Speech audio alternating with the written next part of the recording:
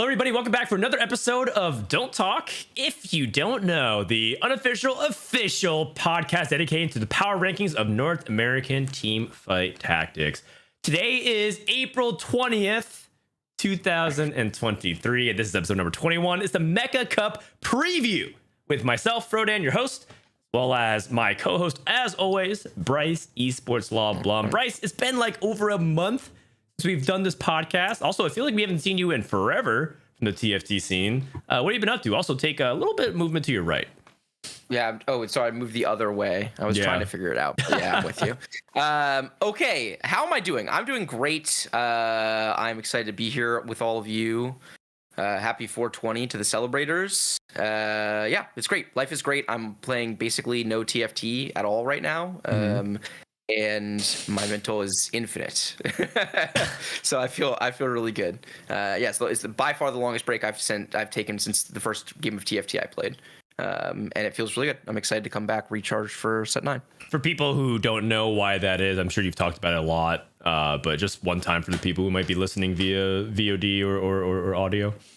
Yeah, so I'm done casting this set. I was done casting when mid set was over. So we usually do two. You and I usually cast together 3 tournaments a set. The first cup, mid set, and then regionals.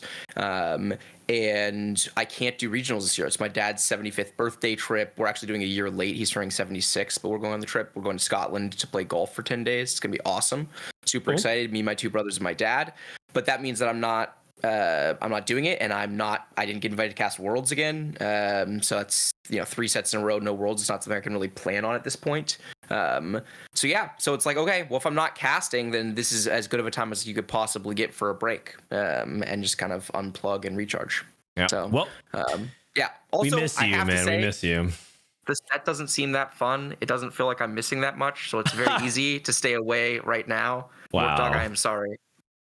Let's hold off on that for the actual intro, because our intro is going to be very long, or at least our first set of topics, because we're going to recap everything since our previous episode, which is there's a lot to go through. So stay here for that. In the meantime, let's welcome our guests for this episode. We have returning guests. We have MECHA Socks.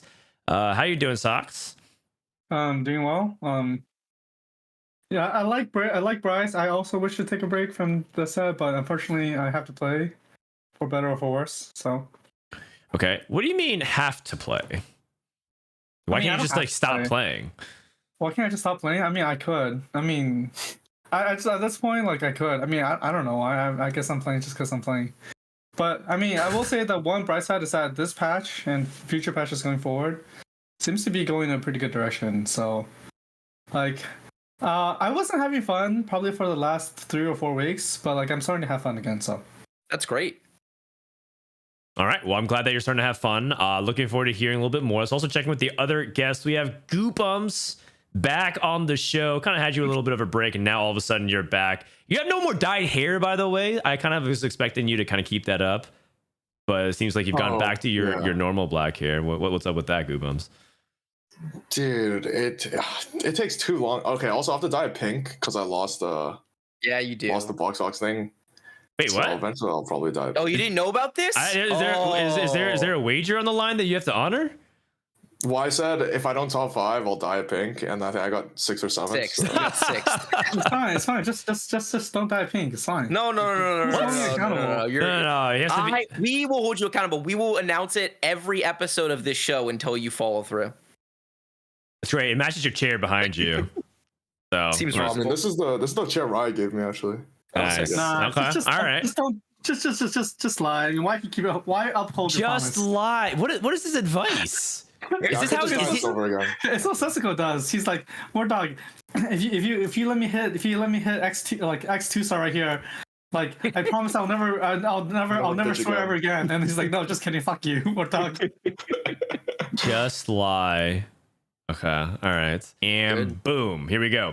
All right. So we have a lot of news to cover since the last episode. First thing I think is the biggest piece of news that we should definitely talk about is that TFT has announced that there will be no more mid sets moving forward. It's going to be 3 full set releases per year instead, starting from set 10. That means set 9 coming up in like a little bit over a month, by the way. PB's coming out for set 9 in 5 weeks, if you can believe it.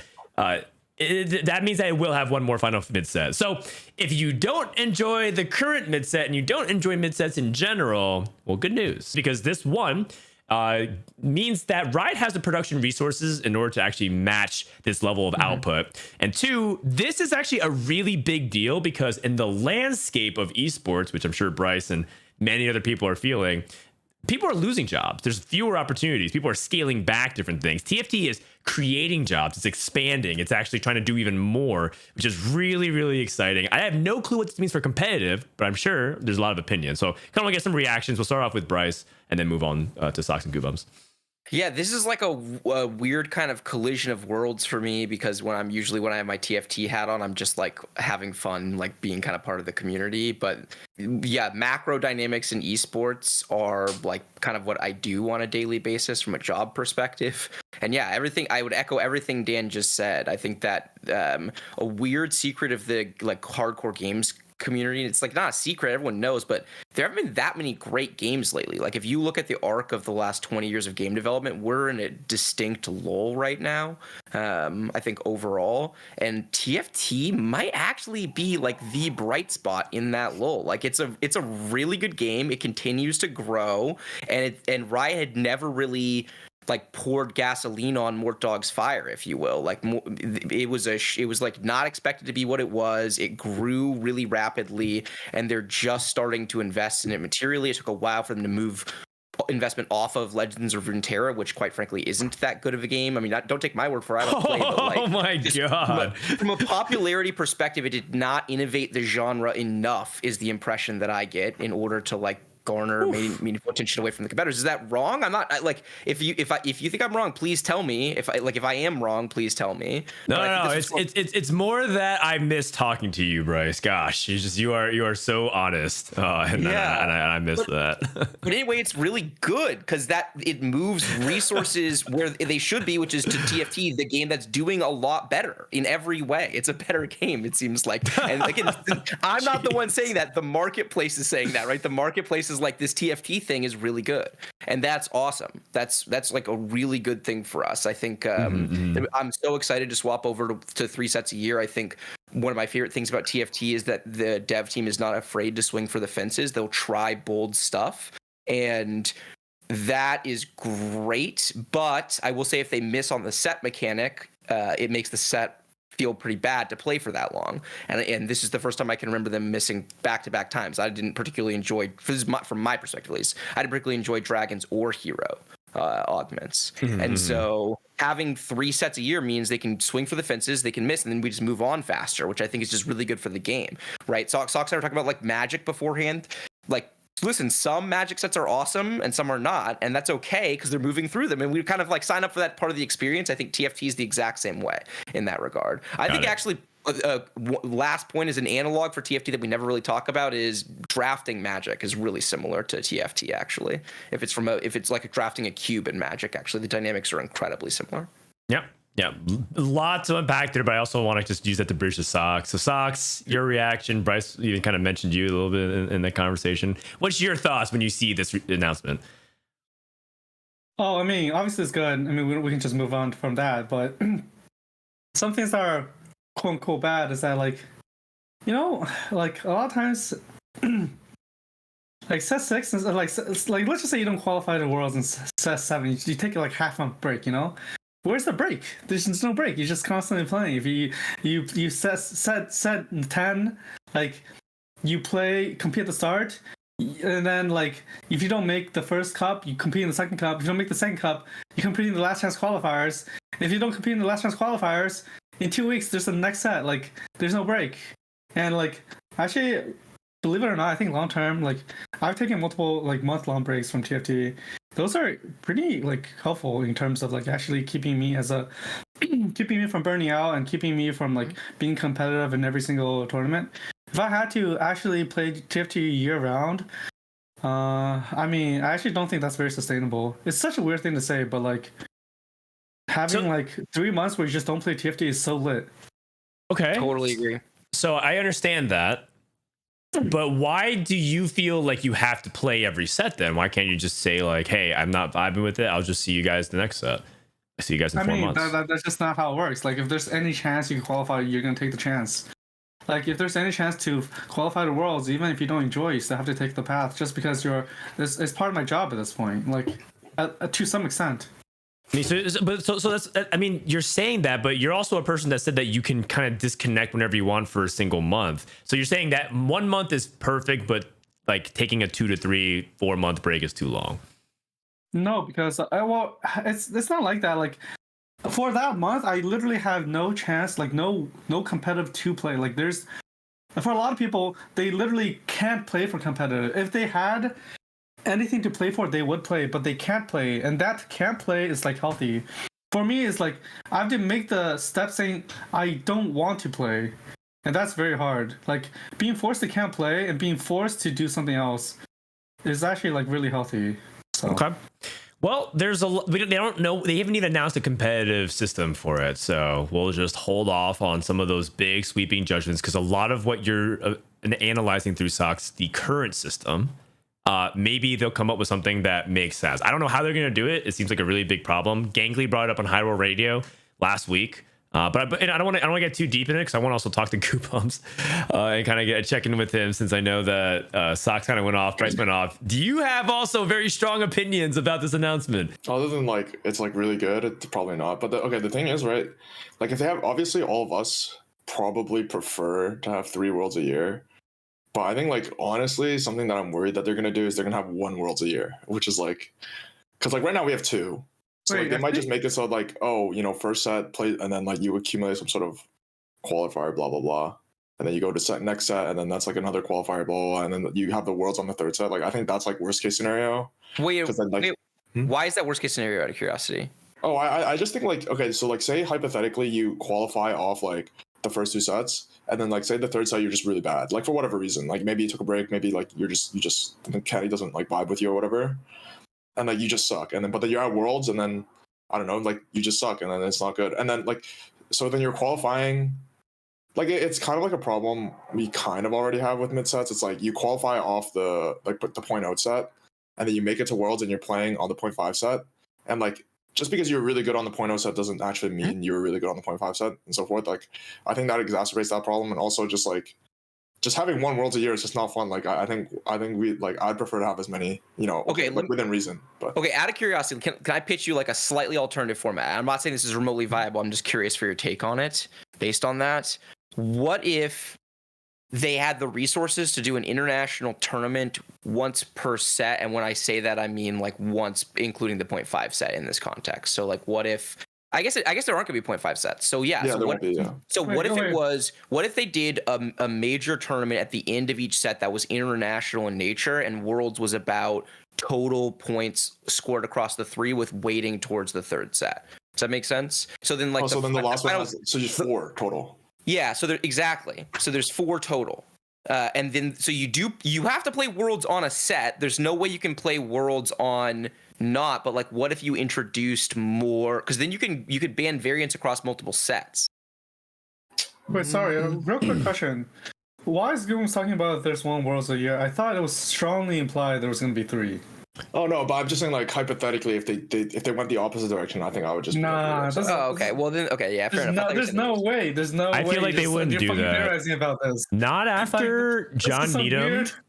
Not after. Sorry to cut you off, but I want to kind of get us moving here. Not after John Needham, the head of Riot Esports, put out an article talking about how Riot Games is forming the future of sport. It was very dramatic, and I actually had a lot of fun reading this on my stream because it was quite the act of self-praise, right? Almost the Obama meddling the Obama meme. But at the same time, I like that the second half was actually somewhat substantial in terms of here are some of the plans that we have to try to make like that actually happen, which is we can sell digital goods through lolesports.com and get drops. You can see a skin perform in the game. You can buy it. That's really cool. The very nice thing is I did you guys the service. If you didn't read the article, you have no clue I'm talking about. This is what happens. It is like a 10,000 word essay. It's too much. It's like a 2,000 word essay. And if you Control F and look up TFT, you find it in 2 places. One, his bio, because it says that he's like the head of esports. He cheers for this college team, and he plays TFT every day. Two, So it's one time. he somewhere in the very end of like the third to last paragraph, they write like, and the future of Valorant Champions Tour and League of Legends esports and TFT and other Riot games is very bright. It's like, oh my god.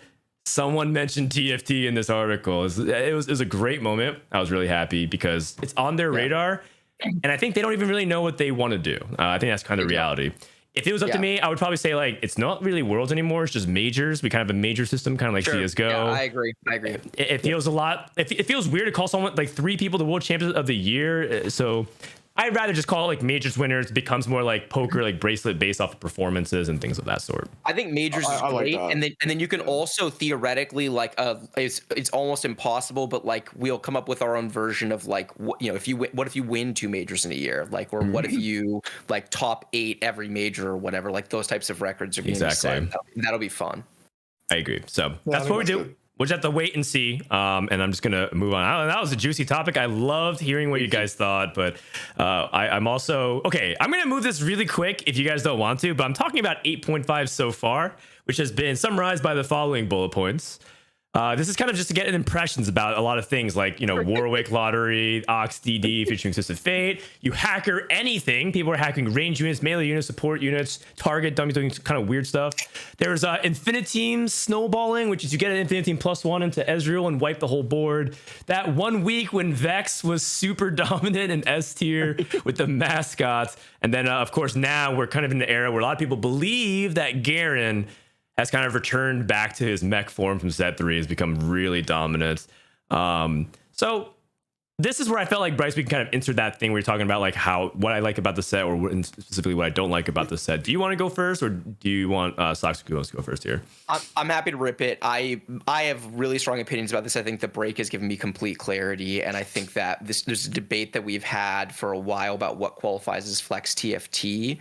And I think reasonable minds can disagree about the definition, if they like what they mean when they say flex. But I've realized that it doesn't matter what you call it. It's just there's 2 people who are talking about 2 different things, and we're pretending like it's an actual clash when it's not. So on the one hand, you have lots of different things are viable as in-game strategies, right? Like the more comps you see in top 4s and top 1s, the better. And I agree with that. I think that's good. I think that diversity of what you play in games of TFT is important. And then there's a totally separate category of skill and feeling of a set, which is flexibility, the ability to fluidly to build a game plan and then fluidly adjust it, or to just do the way Socks does it, where he basically doesn't ever build a game plan and just kind of keeps going and kind of figuring out what the flow of the game looks like. And I think that that's the highest level of skill expression that TFT has to offer, is doing that particular skill well. And I think when it's done well, it is beautiful to watch. That's part of what makes TFT a special game, is that you can express the skill at that high of a level and just be like, wow, that was a really great game of TFT. So many interesting decisions. And I think that's basically dead the last 2 sets. I think that Dragons and Hero Augs were not it. And they killed this style of play, and it hasn't been able to play that kind of TFT since set 6, and I miss it like crazy, because that's what makes TFT special for me, because I can't do it that often. I don't get to play that much, and so it's just like it's really fun to do it, but to watch the best players, to like watch Socks in his prime doing it, that was pretty fucking fun. Okay. I'm sure it feels like Socks and Guubums will agree and kind of build off it. Who wants to go first? Guubums, how about you? It's pretty sad. Like, I mean, the set's pretty sad. Okay, you know what's something that's actually like really, really bad that like I feel like not that many people are talking about is that like, okay, you know how in the past they talked about how they're not going to like have these comps that are just enabled by like a 5 cost. Like, for example, like the most notorious example is literally set 3 Cybers or set 1 Nobles, where you could not complete the trade. Oh, then you hit the 5 cost and you complete the trade, right? Yeah. Imperials were like this as well, where you got like a damage buff. You hit the Swain. You didn't hit the Swain, it was just fucked. Yeah. I'm pretty sure this set right now, or like throughout the set, is literally that. If you check for the best augments on 4.2, pretty much the entire set, it doesn't matter which patch, it doesn't matter like which meta. Like obviously all the metas have their own problems. It's always gonna be like, so in the first patch it was like laser core. So then obviously Mordekaiser, any like game 1 Mordekaiser just wins you the game. So then the stats on game 1 Mordekaiser is just like 3.2. And then there was like the Vex comp back then. So it's like, oh, game 1 Nunu is like a 3.2 because I enable 6 mascot. And then, like you fast forward a bit, and then Empowered Reserve specifically is the only probably 5 cost hero augment that is part of a vertical trait where that's not true for. Like that augment's just pretty good. So then like Oxlingers wasn't like specifically enabled by that, but then you go further, and then like now again Nunu in the Gnar comp is just absolutely bonkers. The gain 1 Nunu to enable 5 Gadgeting is just bonkers. Gain 1 Ezreal. Both the Ezreal augments are literally horrible. Like they do nothing other than give you an Ezreal. But in the stats when Infinity was good, it's just like 3.2 out of nowhere. It's like neither of these augments do anything, and it doesn't matter because you just gain your 5 cost. Yeah. I don't know. It's so weird. It's so weird. I mean. Yeah. Dan just described this as a group therapy session. I agree. I'm down. Sign me up. All that's happening is I'm sitting down and just listening to the list of grievances by each player that is on this podcast. Socks, you're up next. Because I hear you, and you know what? I'm going to respond to all of you after Socks' turn. I actually think that's not that bad, actually. I mean, no, I'm not even kidding. I mean, I had fun towards the end of set 8. I'm not going to lie. These guys fucking quit TFT fucking a month ago. They were literally not even playing anymore. I actually had fun. I mean, like the last month of set 8 was actually really fun. Like I said, it was the one before going to mid set. I mean, I played that was some of the most fun TFT I've ever played. And honestly, I'm pretty sure this patch is like kind of fun. It's not as good as end of set 8, but I mean it's getting there. Like it's I'm actually having fun right now. Interesting. So what was so fun about that patch in set 8? Because it feels like I feel like that might be the first time I ever heard someone say that about that part of the set. Set 8 was really good. I mean, everyone agreed it was like super balanced. Like it was the super balanced patch, and then they fucking scrapped it all for 8.5. I just remember almost everything being viable. And like I never looked up data for anything. I literally just played whatever fucking hero. I remember. I have 2 fucking assets. I just fucking pick stacks on stacks. Wait, Socks, how did you do in mid set again? I can't remember. How did you do not very well. I was like top 5 day 1, and I bombed out day 2. You bombed out day 2? Okay. No, yeah, because that's not the point, though. No, the reason why I think he's asking seriously. Yeah, no, Socks. I was asking dead seriously. It wasn't like a gotcha thing, Socks. It was like I realized after I asked it the way that Andrew reacted, I was like, oh shit, I didn't. Yeah, why'd you say it that way, man? Yeah, I didn't mean to rub salt in the wound. But the reason why I asked Socks is because I was just trying to think back to that patch, because my recollection as a caster of that was that in general players weren't happy with the patch. Like I don't remember people going into that patch being like, wow, this is a great patch. I'm excited we're playing mid set on that patch. I think. And do you remember it that way? I do. It's by far the most balanced patch for sure. Most balanced of the set. Yeah, I agree with that. Yeah. I mean, that's kind of like as much as you can ask for low key with like it's not like what else can you? There's not gonna be a perfect patch. I think that one's like pretty good.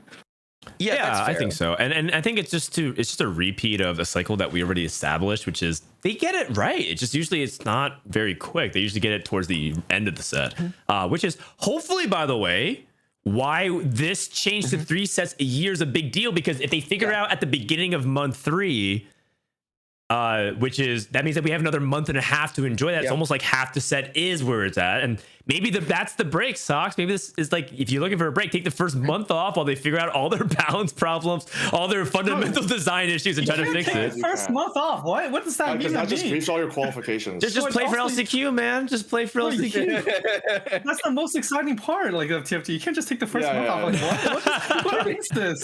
That's like saying you fucking watch Attack on Titan like 10 years after its fucking release. Like what? No, okay, honestly, it doesn't matter like whether or not they get it right or wrong. If you ask any person who plays TFT, are they having more fun on the last patch where it's like kind of balanced? Yeah, it's not even that balanced most of the time, but like it's pretty balanced, right? Like it's pretty good, I would say. Yeah. Or Steven versus, said like, 7 the got week to that one where it's point. like Yeah. disgustingly unbalanced. Like everybody's gonna have more fun playing week 1. Like everybody has. Well, it's because you guys play a disgusting amount of TFT. In fairness, right? So if you- No, True, you true, ask true, true. anyone though. Like you ask like my casual friends who play like whatever, like 50 to 100 games a set. Like Yeah. everybody's playing like 30, 40 games on the first like 2 weeks, and then they're like, all right, bet we're done. And then they're not coming back on the last week just because. Don't get me wrong. We all wish that the last patch was the first patch for sure, but inject the new TFT into my veins is too fun. Yeah, new sets, like learning new sets is so fucking fun. Guys, I'm gonna move us on. Dude, I wish PBE didn't exist, man. PBE No, actually no, didn't no, exist. No, you do. I obviously do. I obviously Imagine do. releasing this without PBE, man. No, of course. Like, I wish PBE existed, but like I still wish PBE didn't exist. You know, like I wish they could just get it without PBE, so that like we don't all just play like 3 weeks of PBE. But, No, you know, I like, get it, I get it, understand, like, man. obviously, PBE needs to exist. Chat is spamming. We're still in the intro. They right. Do you understand that we haven't really met up and talked for like a month and a half almost, like Yeah. 5 weeks or so? It's been a long time. Yeah. Also, normally Dan and I get our fix on this because we see each other. Most of the time, we try to see each other weekly. But like he's been busy, and I've traveled 3 weeks out. So Dan and I haven't hung out basically. Wait, I since the thought you last guys were episode. roommates. We're like housemates. What? What? Oh no, then they just What? You think we No, live? You think we live in the same house? No, I thought you guys either live in the same house or live like down the street. It's like they're like a 10-minute drive away. Yeah. Yeah, that's like down the street, no? Yeah, they're close not- enough. they're not Yeah. Yeah, Okay. to be fair, I live Exactly. down the street That's how with my busy we've mom. been. That's how busy we've been, Socks. I live down the street with my mom, and I like mom and my family. I never see them, so Okay. Fair enough. Well, I'm sorry to hear that. I guess. I guess. Question mark. Yeah, it's And I'm good. sorry to hear that Goobumps, you have to dye your hair pink, but I'm going to show this result anyways. It's the Box Boot Camp. So this was a $20,000 ladder-based challenge at the beginning of the set, and it was a survival format. What happened was, after a certain amount of days, they started eliminating the bottom performers in the standings until there's only one person remain. Where you finish is your ranking for the event, and that's how you get paid out based on prizes, starting from a certain cutoff. So Goobums made a really good run. In fact, at one point he was in the lead and was very much chilling. And then other players started also going for it. It was really, really close. It was really close. I'm not making fun of you, man. I'm just trying to explain the event. The day I got knocked out, I went minus 400 in like 2 hours. Yeah. Rough day. It was I didn't realize it was that much. I knew you had written it down, but gosh, 400. I played no games that day. I finished in the same spot as Goobums. Yeah. And so what's really funny about this, and that's another point that I've learned. My big takeaway is that while yes, putting in volume is really important in order to climb, there were just some days where some of these players would have done better by just not playing a single game and just watching other people, or like just relaxing and resetting their mental. And that's what's so fascinating about it. There was a dynamic where people were almost frantically jamming as many games as they could, and then all of a sudden it became a little bit more strategic. I love that development of it, and it makes it one of the most compelling TFT tournaments I've ever covered, and I covered all of it as best as I could. It was a really, really good time. Bryce, did you get to catch any of it? I watched almost none of the games. The only games I watched when I went to your stream to hang out, because you were kind of triaging, so it was like a good way to get an update and just hang with you for a little bit. But I followed it. I actually had the thing up on my second monitor and like refresh it daily. It was super fun to just kind of follow all my friends and see who was doing well and who wasn't, and who was running it. Like when Andrew was running it down, I like literally Andrew that day, I like looked at the game, I was like, oh, okay. And then I refreshed at the end and I like did a double take. Oh Dude, no. I was ranked like 2 that day. I was like, wait, what happened? I was like excited. I was like, oh, is he gonna win this? That'd be cool. And then you just vanished from my screen. Damn. I was like, oh god, that's what not happened, good. man? What happened? Okay, I'm pretty sure. Okay, so I top 4 like 8 games in a row when I started stream. And then I went back to back 5th, and I'm pretty sure I griefed both games. Like they were both easily top 4s. And then I hadn't gone 8th in the last like 60 games. And then I went like 8-8, whatever, top 4, and then 8-8. So I was like, all right, bet. Yeah. I'm pretty sure I was just tilted on that. These are the specific conditions that tilt you. Like Andrew doesn't get tilted by like if he gets a Omega low roll and he goes 8th, he doesn't actually get tilted. But if he fucks up a couple of games in a row, like he's even if he top 4s, by the way, he can go 4-4 and go on tilt really bad if they were bad 4s. Oh, if he yeah, thinks they I've should, seen that. like 1-1 or 1-2. Sometimes he'll just go like 4-4. He's so mad at himself. It's the best. So That's then, great. and then I actually got like all the LP back, and because like that wasn't when I was rank 1. I got rank 1 like after that. So I got all the 400 back, and then some extra, probably like another 400 after that to get to the rank. Yeah, I don't know. It was. I mean, I shouldn't have ran it down probably, and then at least I could have made top 5. Yeah. As for any higher, I think on the last couple days it was actually pretty rough because like, Robin, Dishup, and DP were like a good 200, 300 ahead of me at that point. But then obviously that's like after I ran it down. So assuming I don't run it down, maybe it's like closer, but hard to say, I guess. Okay. Well, it was a really fun competition to watch. Even the entertainer side, right? You might be wondering what's the separation. If you had hit masters or above, you were part of the pros. Hence, if you look at the bottom of the list, there's definitely some people who, you know, we're entering for fun, just for content, because they don't really climb for challenger compared to some of these players. And the other side was diamond and below. And let me tell you something. It is actually so entertaining to watch them when you come from a high elo position. As long as you don't care about like what's making the right play, but you get to watch such a diverse range of emotions because these people are content creators first, right? And so they're used to like, I'm not used to watching TFT players basically have cam on and I get to engage with them and watch their emotions unfold. It dawned upon me that part of the reason why it's just so fun of Soju, right? And like why we feel like he's such a big person to gravitate towards those big moments is watching that stressful environment when the stakes are really high. These people, some of them have major viewers watching them like really suck at TFT. It's so fascinating to watch. I love that human element of it a lot. And so it was a really good time. All I'm saying this is just to be really grateful for BoxBox. If you guys ever get a chance to run into him, thank him for the boot camp. The more you say it, the more encouraging it is. This was fantastic for the scene. And I feel like we've made a few more addicts. I have people still hitting me up in the boot camp asking for coaching, man. We've got a few of them. So just do it every time and TFT is going to continue to flourish. That's great. This is so good. This is like purely positive for the community. It's awesome. And also I have to say, so thank you, BoxBox. It also makes me wonder, what if we had like a tournament that used this format where you like had a large field? Like what if one of the tournaments was like 128 players and they had to play like 2 games every day or 3 games every day and you just eliminated the very bottom and it was all cumulative score? I think it'd be fun. Like you kind of turn a tournament into ladder where you're like eliminating a small number of people daily like BoxBox was doing. Because the feel of this was really fun. That like every day you were just lopping off like the bottom so you always like felt like you had the opportunity to come back. Yeah. I don't know. Yeah, it's all up for discussion. And I think BoxBox, I told BoxBox that I think it doesn't have to be that much better next time. I think it's very close to a really sweet spot. You don't want it to be too big either, by the way, by population size. So people are like, what if you just open up like crazy? It's like, there's some perverse incentives at that point based on like how you can manipulate the point system because it is ladder and whatnot. And then that's why you don't want too much of a prize pool either. I think this is really good. Just as it is, thumbs up. So congratulations to Robin. In related news, something on the little sad side is that Robin's song is no longer on Team Liquid. And that's just something that I think is kind of, we don't have to spend too much time on it, Bryce, but this is exactly what you're talking about like why it's a big deal on the other side that TFT is announcing positive news. Yeah, this is a bummer. Liquid is by far the most invested esports team in TFT. They still are, right? But like Goose isn't really playing anymore, and now they're losing Robin. Right. You know. Well, GVA quit though. Like he's like actually quit. Yeah. Yeah, exactly. Yeah. Saint still plays for them. So they've got a lot of TFT folks actually. Kurum. Right. Kurum as well. I know. I was gonna skip Kurum. Like okay. Kurum's the one that's still like playing competitively at that level because they've lost Goose now and they've lost Robin, and Saint is kind of I feel like a few sets ago Saint was pretty serious about TFT, but it feels like he's maybe less serious. I don't know. No, Saint's not like trying super hard these days. He's just vibing and chilling.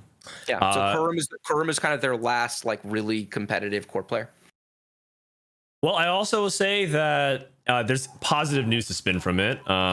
Also, since the last episode, something really cool came out. Robin, that handbook that we referenced, actually made a website. So if you want to go support Robin, right, because now he's independent, he doesn't have that stream of income and that partnership anymore with Team Liquid at the moment. So if you want to support him, check out this website, tfthandbook.com.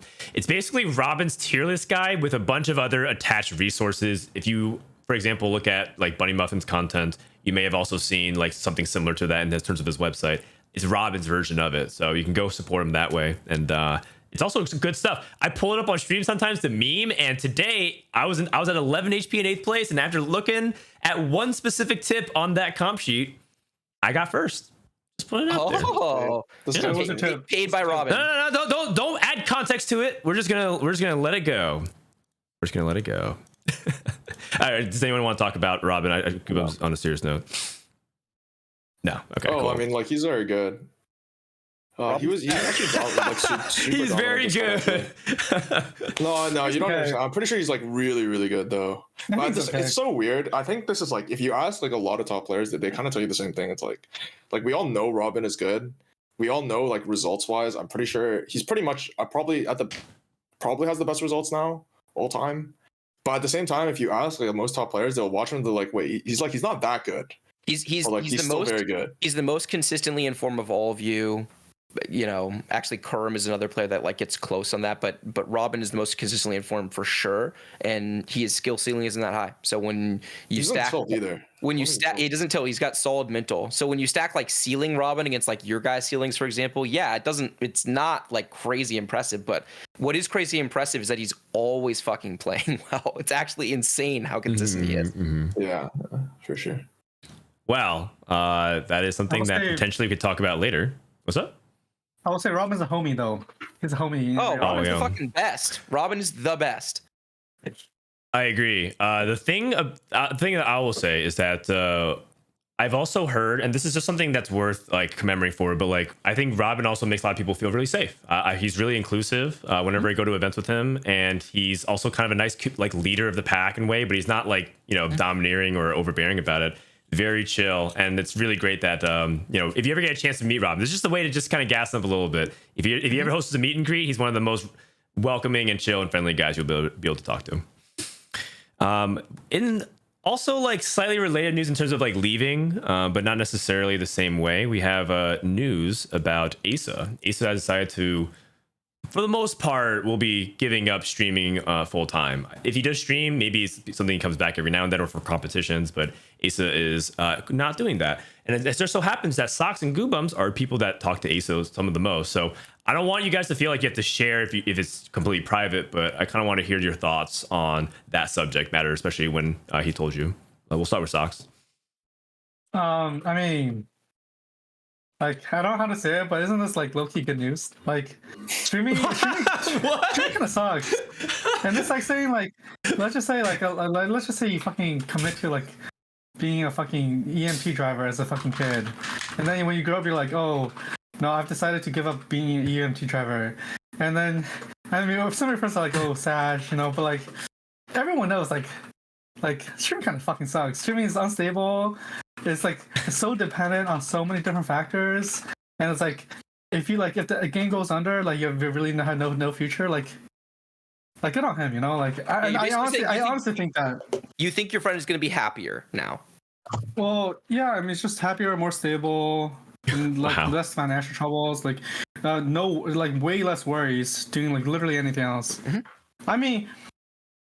I don't know. I stream. I just don't really think I would never quit my job for fucking streaming. Like I just don't really think it's a really outside of a few personalities. Obviously, those people make infinite money, have a lot of fun. Outside, like if you're not within like a very select niche, streaming is kind of not it. Yeah. And I think a lot of people actually voice similar concerns, and it was something that I heard Bryce actually voice this exact concern. He's like, I think that we're going to lose really high quality people whose presence will be missed, like Asa. And he actually named him. And I thought that was a really interesting, very prescient, first of all. And also something that I guess in the end wasn't surprising because you had called it out. Yeah, it's just the confluence of circumstances, right? Like if you are like young and in school or in a position where you don't have to worry about money as much for whatever reason, then you can kind of invest and this could be your thing.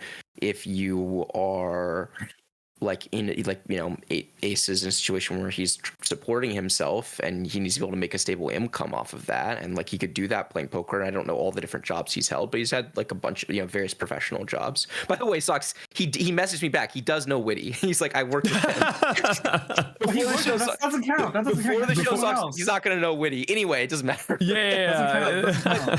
They had to make it lighthearted for a second, but yeah, it's a bummer because it just felt like there was no way the math was working out for him. I like know how much streamers make. This is what I do for a live. Like you do too, Dan. Like like how much roughly you make based on this consistency of your stream, the size of your audience, and it's tough. Like Socks is saying, it's a brutal life, especially if you're not like in a place where you're very clearly established and getting whatever a few K every time you go live, no matter what. Then also, this is just so easy. Like Like, unless you really enjoy streaming, it's like fucking building Death Cab or JG on a unit. It's just a fucking math problem. Yeah, basically. So Socks is basically calling all of China bad because every time I watch China, man, why Guubums, you know, why do they slam they love JG. China slams They love Jewel JG. Gauntlet every single time they can, even if they have a Jewel Gauntlet. That's the crazy thing. They'll just build a second one. I've seen that happen. Yeah, they love that.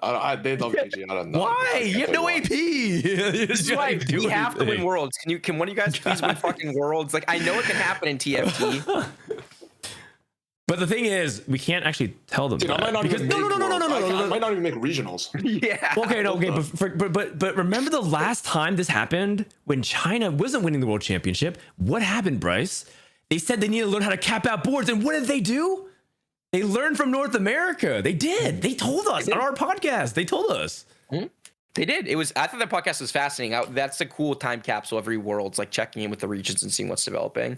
Yeah, I mean they work really hard. They have so many players that they have so many good players, and so some of them are bound to be in peak form. We're inconsistent in terms of what our peak form looks like at regionals on a server set basis, and then there's variance in terms of who we send. So like some years we send like the all-star team, and it's like, oh, good, and then other years like, well, maybe not as good. I mean, so we can't give them any more edges, man. That's all I'm saying. We got to hold it back. Yeah, I agree. Yeah, you know what? Yeah. Jewel Gauntlet is great. I take it back. Yeah, Slam it, man. definitely don't tell It's anyone that. VIS. It's VIS. We gotta start leaking fake tech. That's how we had to do it. You think we're gonna have to play honorably to win the championships, man? Oh, they call it tactics for a reason. All right. With that, on a more happy note, we almost made it through the intro, guys. 45 minutes in. It's Wajan Iverson. He won the first tournament that we had in 8.5. That wasn't a box, so the first actual organized small group competition. And just wanted to give a shout out to Wajan Iverson. He did really well. In fact, the entire Showtime Sucks server showed up, including Showtime himself, I believe. And it was really cool just to watch these guys actually make it a pretty reasonably high level tournament in North America in terms of getting practice with it. Wajan was definitely like one of the favorites, but the fact that he's won back-to-back tournaments now, mid-set into this, is really, really impressive. And we can just kind of acknowledge that and move on unless someone wants to make any comment. He's a beast. He is a beast. Easily the breakout star from 8.0 or so far. Oh god, he's yeah. We were talking about in chat how excited we are to send him to Worlds. He's really fucking good. It's gonna be super fun. All right, welcome. That was the first part of the show. Let's go into the rankings. So before we do the rankings, we always show who didn't make the rankings. That's what this podcast is about. It turned into like a State of the Union address about TFT, but I'm really glad that we did that. For this portion of the show, for people who are watching it for the first time, we show the people who got votes but did not actually place in the top 15. We feel like there's worth mentioning. I'm just going to pull them up pretty quickly. So we'll start off with the people who at the bottom. So we have Snap, Spetham, Appies, Talai, Phoenix, and Emily Wang. And so I'm going to ask a prompt for you guys to say, who do you think is the strongest player out of these six? We'll start with Guubums. How about the player you fear or the player you fear the most? Some people use that as the prompt as well. He's gonna say fucking no one, man. Yeah. Flamethrower on. Just do it. Come on, man. Just vote. Who am I most scared of? You said? Or like who's the most dangerous in tournament? Just like there's something positive about the player. Like you think they're notable. Oh, I think they're pretty good. Yeah, just name one. Just call out one and why. I don't know why, man. I mean, they're pretty good. Like they're high up on ladder, I guess. Like that's pretty good. Okay. Say a name. Say a name. Just say any name. I don't know who. I'm not scared of anybody, man. Just try to pronounce these guys. Like names. no flame, no flame, of course. But I mean, like Appies is pretty good. I mean, he definitely used to be pretty good, but I think he's like super. I think he's pretty checked out. I don't have a good read on Appies either right now. I haven't watched enough of these guys' plays. I haven't watched enough of these guys. Like, okay. What about Emily Wang? Have you noticed her performance from the first weekend? I mean, I noticed she went 1-1-1-1, but like I didn't watch any of the games, so it's like. Wait, I actually watched some of the games actually.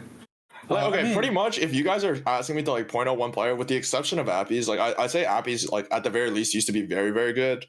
like I know his motivation for playing TFT has been on the low side, but I'm saying like if you guys want me to break like say anything specific about any one player, like it's not going to be positive. So like, Okay, all right, fair enough.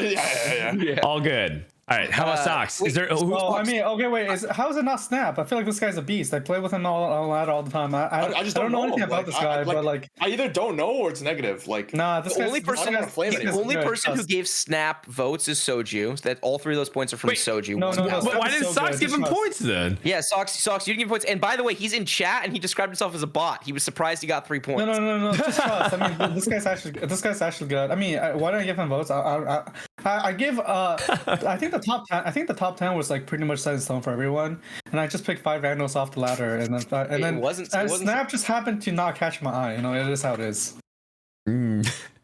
So this guy just randomly. like I'm not trying to flame people, by the way. Like I just genuinely don't know. Like I haven't watched most of them play. Like I know some of the. Oh, I have seen, Okay, I have seen, okay. I have seen Here- Emily Wayne play though, and she was actually really good in tournament. She plays some very like I would say like lines that are like if you told someone like, oh, take this line, it's gonna be good, they will do it. But like it's pretty hard to see.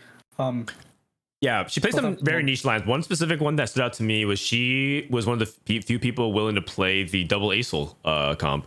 A lot of people, like in general, like it's something very well known amongst the top players. Broken.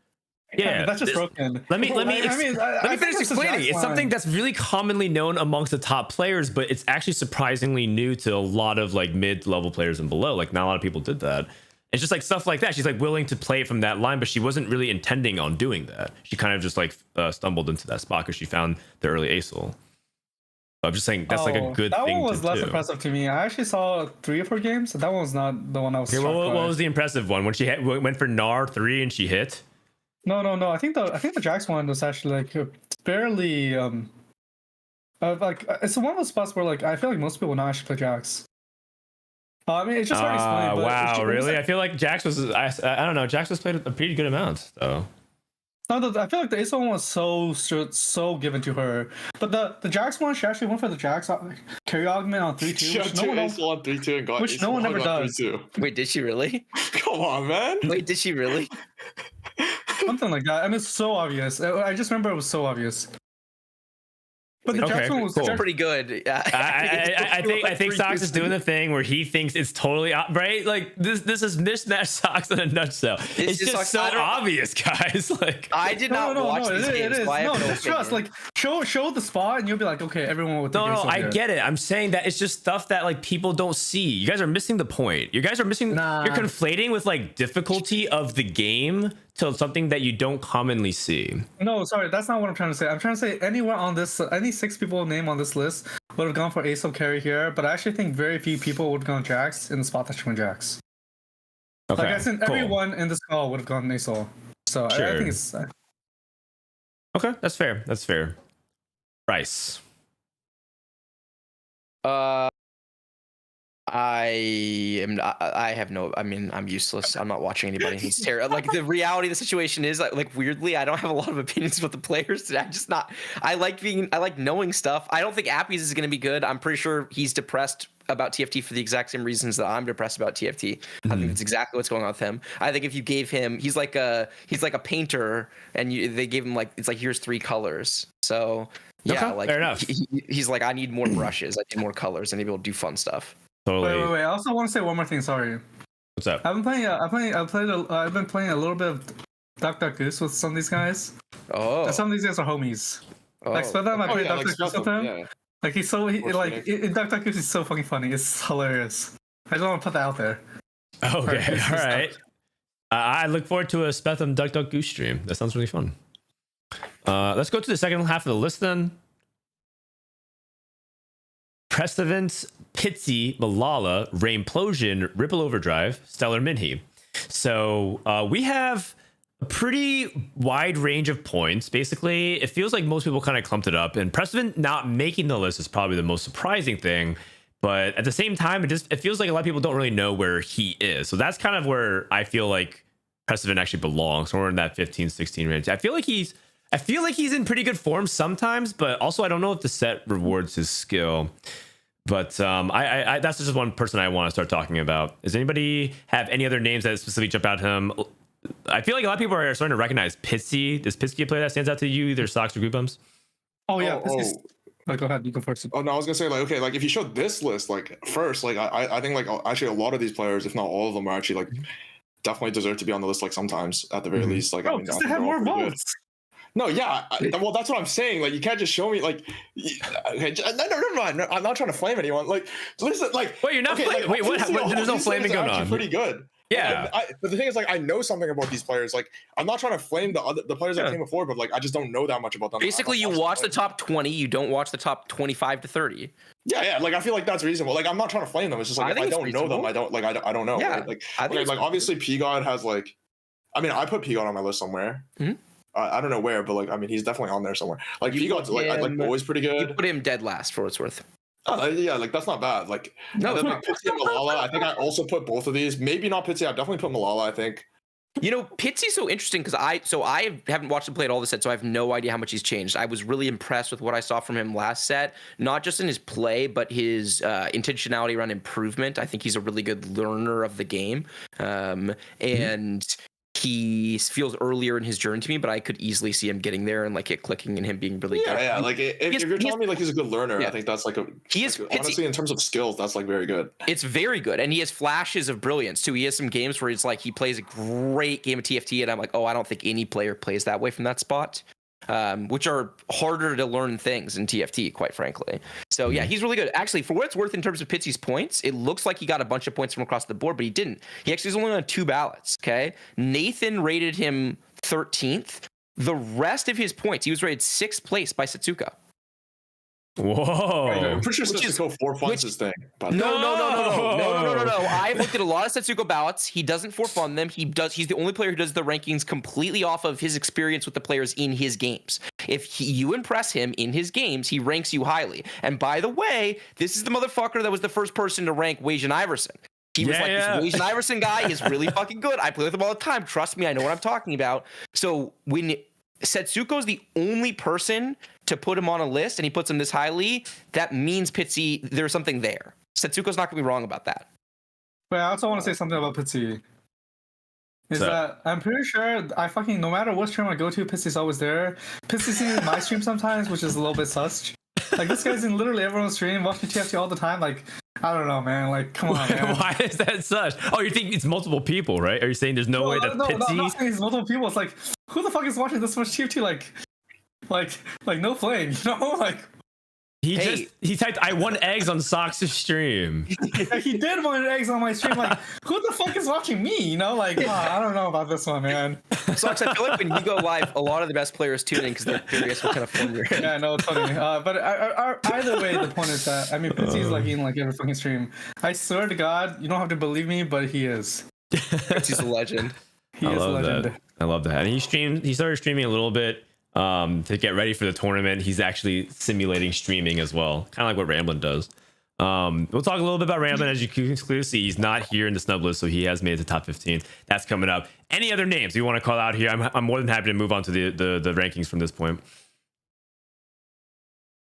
What about Rain? We're good. What about Rain Plosion? Rain's good. Yeah, Rain's good. I feel like a lot of people are kind of in the same kind of boat. Like either she's not making the list entirely, and people that do recognize her skill, but you know, Goobums, what do you want to say about Rain specifically? I mean, she scammed my ass out of making it to Worlds last set. I'll tell you that much. I mean, I'm pretty sure you just played bad on the last day, right? No, dude. Like, I got scammed. I should have made it, man. I was less than a fight away from making. I was 1 unit away from making it. 1 unit. If she kills 1 unit at any point in the game prior to the turn she dies. Actually, on the turn she dies as well, I make it to Worlds. And she also makes it to Worlds. Like, she makes it to Worlds regardless. I love the fire. I love the fire, man. I was fucking with you, by the way. I also have no clue. Andrew, no one has any clue what you're talking about, man. No one remembers that game. I remember. I don't remember that. It was average placement regionals, man. It was big no, I mean, it's fine. The rating is just number 1 on Guubums in list. Like, and it's she should be number. No, it's just for the most pedestrian reason. If at any point in the entire game she has 1 more HP, I just go to Worlds. Yeah. I'm just going to take your word for it, man. But no, I remember it being really close. I remember it being really close. I'm not trying to. I'm not trying to. It was deny that. Soju, right? Too. It's so like because I'm terrible now, but okay, because you said go win worlds for us. I will win for you if you send me last set. But if I go this set, I'm not gonna win shit. Like I'm not gonna win anything. But like if I go last set, I have a chance. Like, I was actually pretty good. Anyways, okay. We'll see, man. We'll see. Are you in chat? Are you in chat, Guubums? Are you in chat? I love. Apparently, if you went, Soju wouldn't have went. Yeah, Soju wouldn't have. So actually, Rain, like it was actually Rain actually saved TFT. Oh yeah, Rain saved TFT. Oh, that is true. Oh my god. So honestly, Rain's the goat. Rain's the goat. There you go. So now you heard like the villain in this story, quotation marks, is the you hear his anguish. And now we are brought full circle. Congratulations, Rain. Congratulations, Soju. And you know what? You're look, Andrew. I don't know how the rest of the set will develop, but just give it time. Maybe you'll find your edge. If you can find an edge in like set 7, you can find an edge in set 8. Nah, like you weren't good at set 7 until you were, though. In fairness, Dan's right. You at this stage of set 7, you were not that good still. Oh no, I was pretty bad. I was only good for regionals. Yeah, just give yourself time, man. That's exactly what Dan is saying. He's like, it is. No, but like this time I might not make regionals, so it's like it's different, you know. Yeah, but if you do, and also the thing is, people think like I'm actually like decent right now. Like I'm okay, like I'm not that bad, I guess, because like I'm high on ladder because like I was trying to go for snapshots. I didn't make them, unluckily. But like I don't think being a high on ladder, like at least for me specifically, like actually is like too much of an indicator on like how good or bad you are, or how good or bad I am. Specifically, I just thought you were incentivized. Well, let's go to the next thing. Well, I love that we're hearing that sentiment more often. You're hearing it from Guubums, right? You hear it all the time from other people. It just feels like more people are letting go of like this idea that if you're not high LP, then you're not actually good at the game. And it's like you should be pretty high LP though. No, there's I know what you're saying. It's like a nuanced thing, of course, but I know. There's extremes to this argument, but I'm just saying like I like the idea that more people are actually admitting that now. I think that's really good and healthy. Mm-hmm. All right, great. Now let's talk about the rankings. We have any kind of list number of people we kind of talk about. I think we can just kind of round off the top. I think that Rich kind of makes sense. And when it starts getting interesting, I'll probably stop. How's that sound, Bryce? I love it. All right. So Dish Soap says Suko and Robin. That's where I put a small gap. I gap at top 3. Does anybody agree with me or want to disagree with me? Wait a minute. What's going on here? He's number 4. It's not personal. No, Guubums is 4. That's not personal. But I'm just saying that I feel like these 3, if we were to safe bet like where the cutoff is in terms of the most reliable people to do well in tournament, these are the top 3. No, and then there's man, it's a top 2. It's a top 2. You don't think Robin's a consistent tournament player? No, he is, but like Dish Soap and Setsuko, it's just trust me. It's a top. Just trust me. It's not much skill. This is probably it's the top 2, honestly. It's the top 2. Isn't this exactly the argument we were having earlier about? Sorry, go for it, Socks. I mean, interrupt. No, I mean, I actually think the skill gap is pretty evident right now. I genuinely do. It's just like, I mean, this is coming from someone who who never thought Setsuko was good, who's like consistently thinks he's a ladder warrior player. I still think that this is a pretty big skill gap. Wow. Like regardless of tournament performance, like I don't care. I genuinely think it's a skill gap right now. Do you still think Setsuko's a ladder warrior, by the way? I think he's definitely improved. Like he's definitely not so much a ladder warrior anymore. Mm-hmm. That being said, I still think his playstyle is favored a lot on a ladder than in tournament. That being said, I was watching a lot of Wagens games last mid-set, and he would play these Giga First or 8th lines like almost every game. Mm-hmm. And then it's also what I realized that Hwamin plays these Giga First or 8th lines every game, and Setsuko plays these Giga First or 8th lines every game on ladder, especially on ladder. Yeah. Not so much in tournament. But the point is that maybe I'm thinking about it wrong. Maybe I should just first or 8th every game. Wow, what a journey we just went with Albert here. Socks, thanks for taking us along that ride. I'm really curious where you land upon that conclusion, whether or not their style actually makes more sense. But Setsuko has improved. I think that is objective. He's winning tournaments now. He is consistent. He is incredible at set 8 performance, and there is still room for improvement, right? We saw mistakes that he made or how he got bailed out. Really cool stuff. I'm just surprised that people sleep on Robin that much, but I want Guubums to speak a little bit about this. Wait, sorry. What am I saying? What's the question about Robin? These are good. He's not saying Robin's bad. He's just saying that these are yeah, like Setsuko and Dish. Yeah, they're so much better right now. It's not even close. Yeah.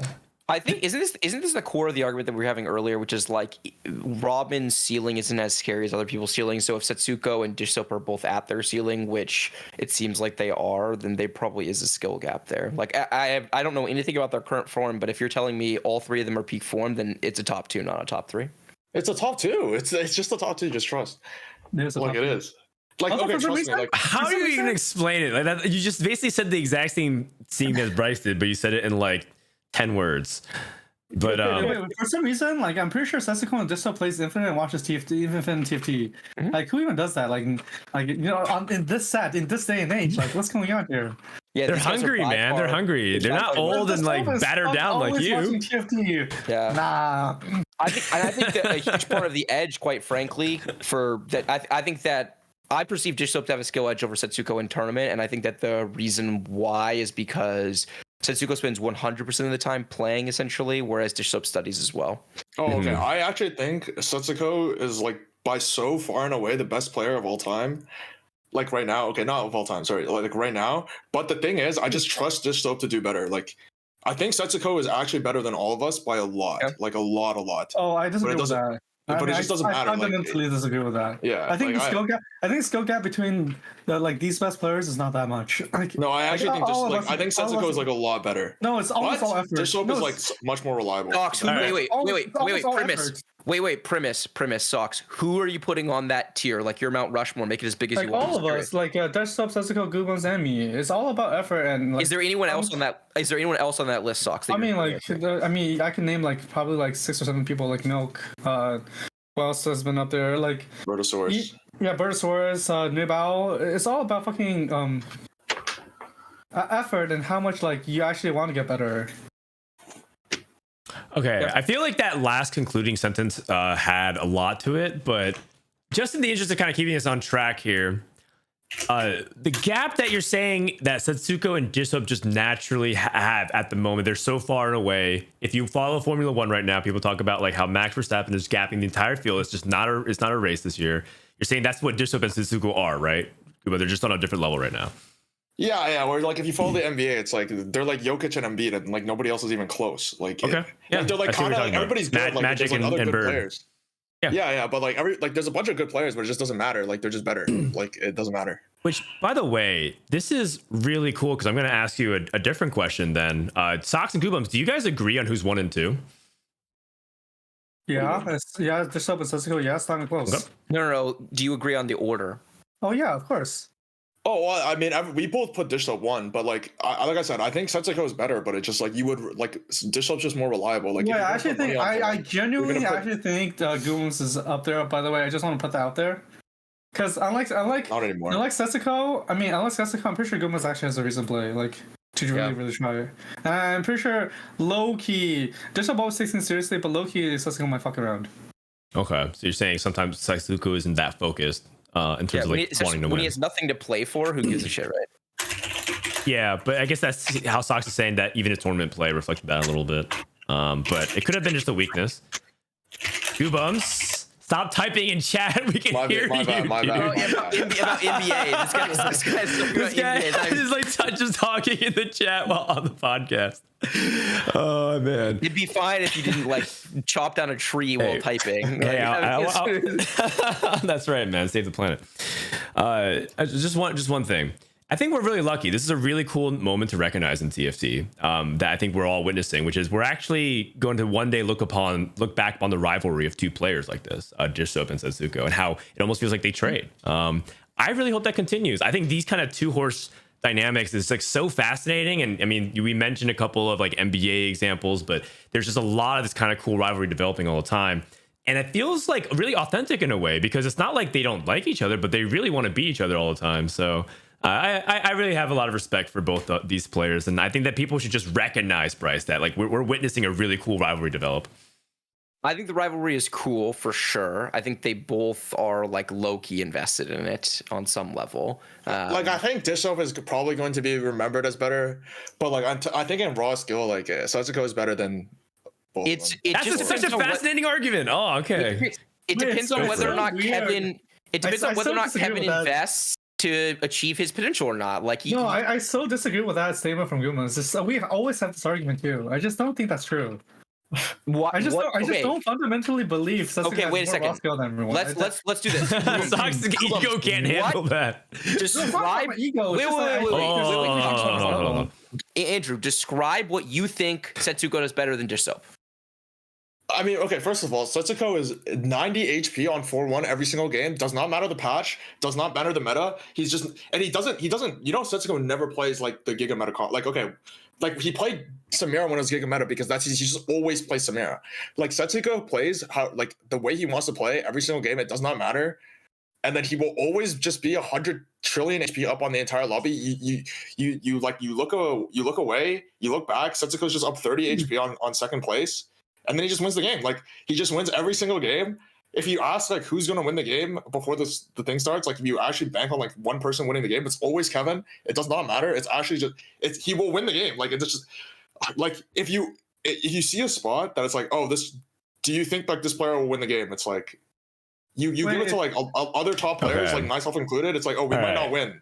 Like you give a spot to Setsuko, he will win the game. Like it doesn't matter. We need Socks response. Obviously what you're saying is true, but like that's not where his edge comes from. His edge doesn't come from the fact that like quote unquote like all these like he's just always 90 HP. It's because he's actually focused and trying. Like every time I'm in call with Guubums and Asa when we play TFT, like we were just literally backing Asa who has no idea how to fucking play the game, no flame, and he literally just went 1-on-1, and like it's just because like we're focusing on this game, we're not distracted, we're not doing like stupid shit, we're trying to play strongest board every game, we're scouting, and like Setsuko does that every game without like anyone like monitoring him. Like for me, if I'm not playing call and like I just fucking I don't focus. Same thing with Google. So we just play whatever, turn our brain off. But I'm pretty sure Setsuko is playing with his brain on every single game, like for no reason. Like he's insane stamina too, because he does it for a lot more games than most people can even play. Yeah, and then the whole point is that if I played every game, play 5 more games, and he's good. Yeah. No, but if I played every game, like as if I was trying, like super trying, I mean, all of us could be Setsuko's scores. It's so easy. I don't think that's true, bro. No, it really is. What do you mean, all of us? No, it's not, no, it's just like we don't have enough stamina. No one tries that hard. No, it's not that hard, guys. Just do it. It's easy. No, I'm serious. If Guubums played every single set what was the set Guubums was super dominant? Set 6? If he played every single game as if it was a tournament, you don't think he would be like 2.5k LP? Of course he would. He would have. Yeah. Yeah, that guy was fucking hard stuck 800 LP when he was the best player in NA. Like that makes no sense. Okay, that is true.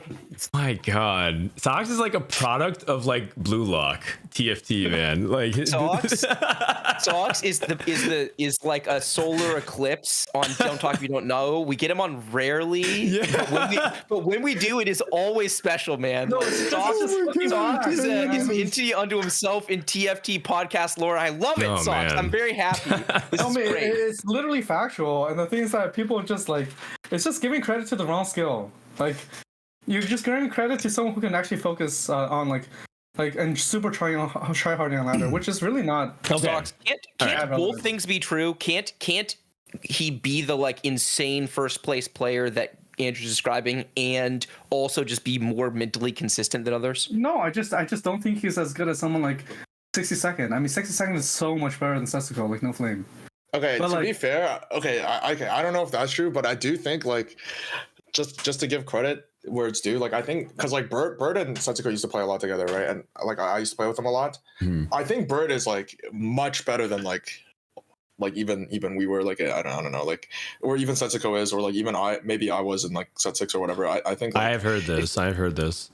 Like, the amount of times I made, like, also, like, in these games he high rolls, but the amount of times Bert needs legitimately a 1-1 or a 1-2 to make it out because, like, whatever, he's just, like, maybe he just sucks or whatever, but he just needs an exactly, like, a 1-2, 1-1, 2-2, and he just gets it. Like, I think he's done it more than any other player. Like, this guy's in the worst spot imaginable going to the last 2 games, like, oh, fuck, I need to go 1-1 or else I'm dead.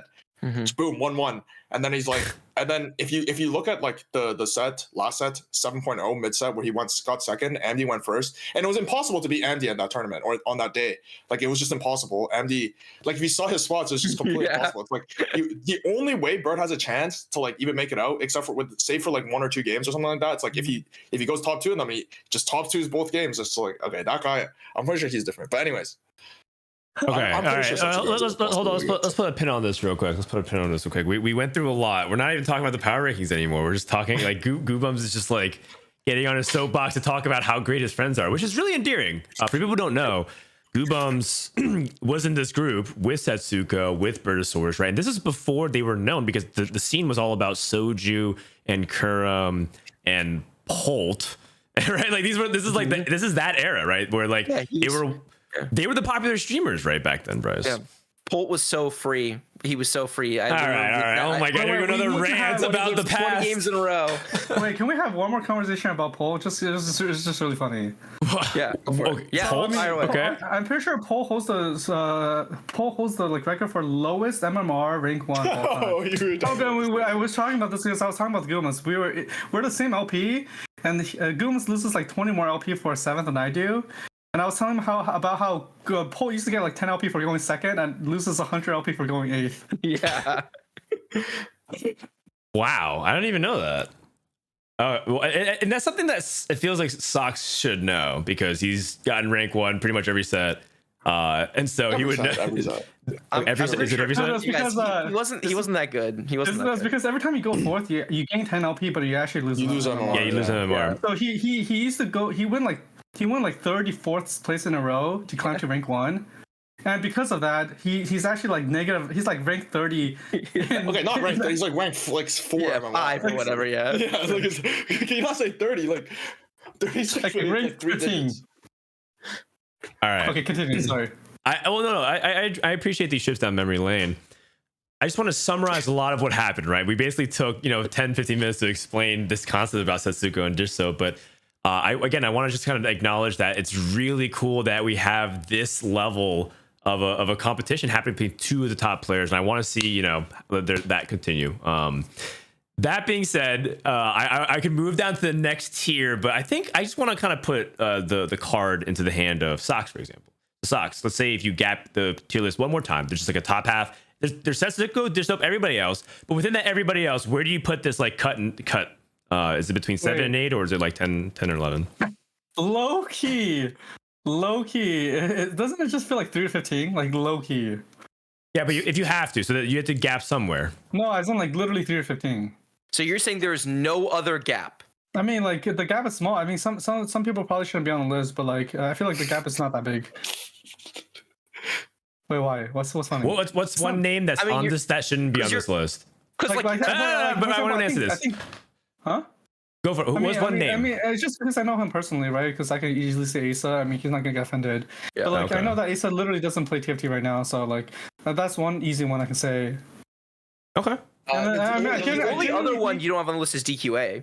Huh? Yeah, DQA doesn't play the game. No, I think DQA and Kurum have like relatively same chances of fucking qualifying. Okay. Really? Fair enough. Isn't that interesting? Because Kurum's been playing, right? Of course. Yeah, Kurum plays Infinite. So you're saying Kurum playing Infinite, DQA playing none, that's co-equal in your eyes? I mean, I genuinely think so, yeah. Okay, yeah, that's interesting. Do you agree with that, Andrew? Like, no, probably not. But I think DQA will, like, okay, because I was talking to DQA, like, literally maybe just a handful of days ago, like 2 days ago. This guy literally does not play. He's like, so he asked me, like, why did I rank him? I'm like, I'm sure you'll be fine. Like, next patch rolls over, you're going to find the S+ tier comp. There's going to be 2 of them, and you're just going to hard force both those comps every single game. And that, like, he's going to hard force. I'm going to tell you right now, he's hard forcing Kaisa probably like 4 out of 6 games on each day. And like, if he hits and he's uncontested, he'll do fine. And if he doesn't hit, and he's just going to go 8. Fucking, I was partnered with DQA at fucking Summit. I can guarantee you, like, this guy has to play, like, the more games he plays, the worse he is at TFT. Like, it's just... Wait, what? All he needs to do is just hard force this. No, every single day he fucking popped off in TFT Summit, and every single day, the more narrow that he was, the sharp better he was. I remember there was this day 2 we were like, oh, we're gonna fucking play flex. And he tried to play flex and he went 8th. And then I was like, fuck it, we're just gonna force Ash. He forced Ash for the next 3 games and like went 1, 2, 3. Yeah. Like, he is strictly better by not playing. The more he plays, the more he succeeds.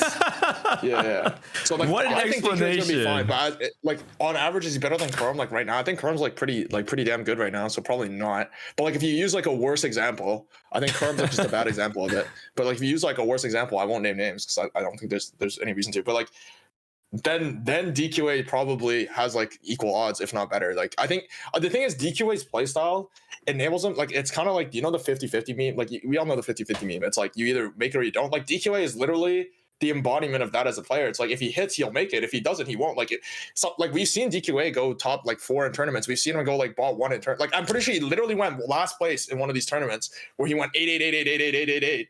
Like he's playing the same way both times. Like and then or when he went to Worlds, he went 9th at Worlds. He was doing well. Like not the second time. The second time, okay, he was a lost cause. Yeah. But the first time, like he's just played Kale every single game, and that's not true. He's gonna do well. That's not going into World, like not going into Worlds. Like at regionals, he played Kale almost every single game. Like or he was at least hard angling. I think. Okay. So what he played it 4 out of 6 games is what happened. Yeah. What I don't understand is are you trying to say that he doesn't belong on this list, or that despite that he's impressive enough to do well in tournaments? Well, I put him on this list because like I have faith that no matter how bad he is per his own like opinion, or even like from my opinion, it doesn't matter because like he knows what the S tier comps will be, and we all know he's gonna play them. So it's just a matter of like, okay, like one, he needs to be able to play them like well enough. Like he can't be completely god awful, obviously. But like assuming that's not the case, like I think he'll just be fine. Like okay, all right, fair enough. So then there's just to wrap that up. This is the last thing, Guubums. You put that you agree with Socks. You gap above DQA. Is that what you're telling me? Oh no, I think there's like there's probably another gap, but like Wait, where do you think it is? Yeah, where do you think it is? Well, okay, I won't comment on Wijan Iverson. I know he's good because I did watch a little bit of mid set last set and I was impressed.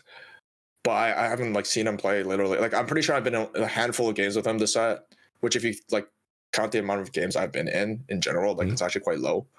So I won't comment on how good he is, but I think like me and Robin are pretty good. I think Kerm's pretty good. Ramblin, I'm not as sure on because like he hasn't been playing that much. Like Soju, I'm confident is actually not that good, but like maybe he will be good by the tournament. But like, dude, I watched Soju. Obviously, like this, he's obviously like a very good content creator. Like we all know that, right? He's the biggest streamer.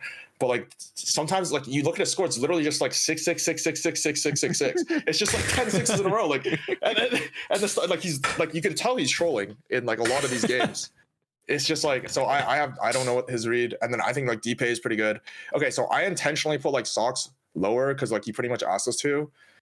But like, I'm pretty sure Socks is like he's probably better than me and Robin. Like if you just give him like a couple days, like he'll probably be better than me and Robin. And then like after that, there's probably like a gap. Like and then like yeah, for example, like Asa probably just should not be on the list. Like we talked about it already, but like we coached him on like the couple games. Like this guy this guy is so lost. It doesn't make any sense. He's so lost. No worries. Okay, so I'm interpreting that as gap after Socks at 10.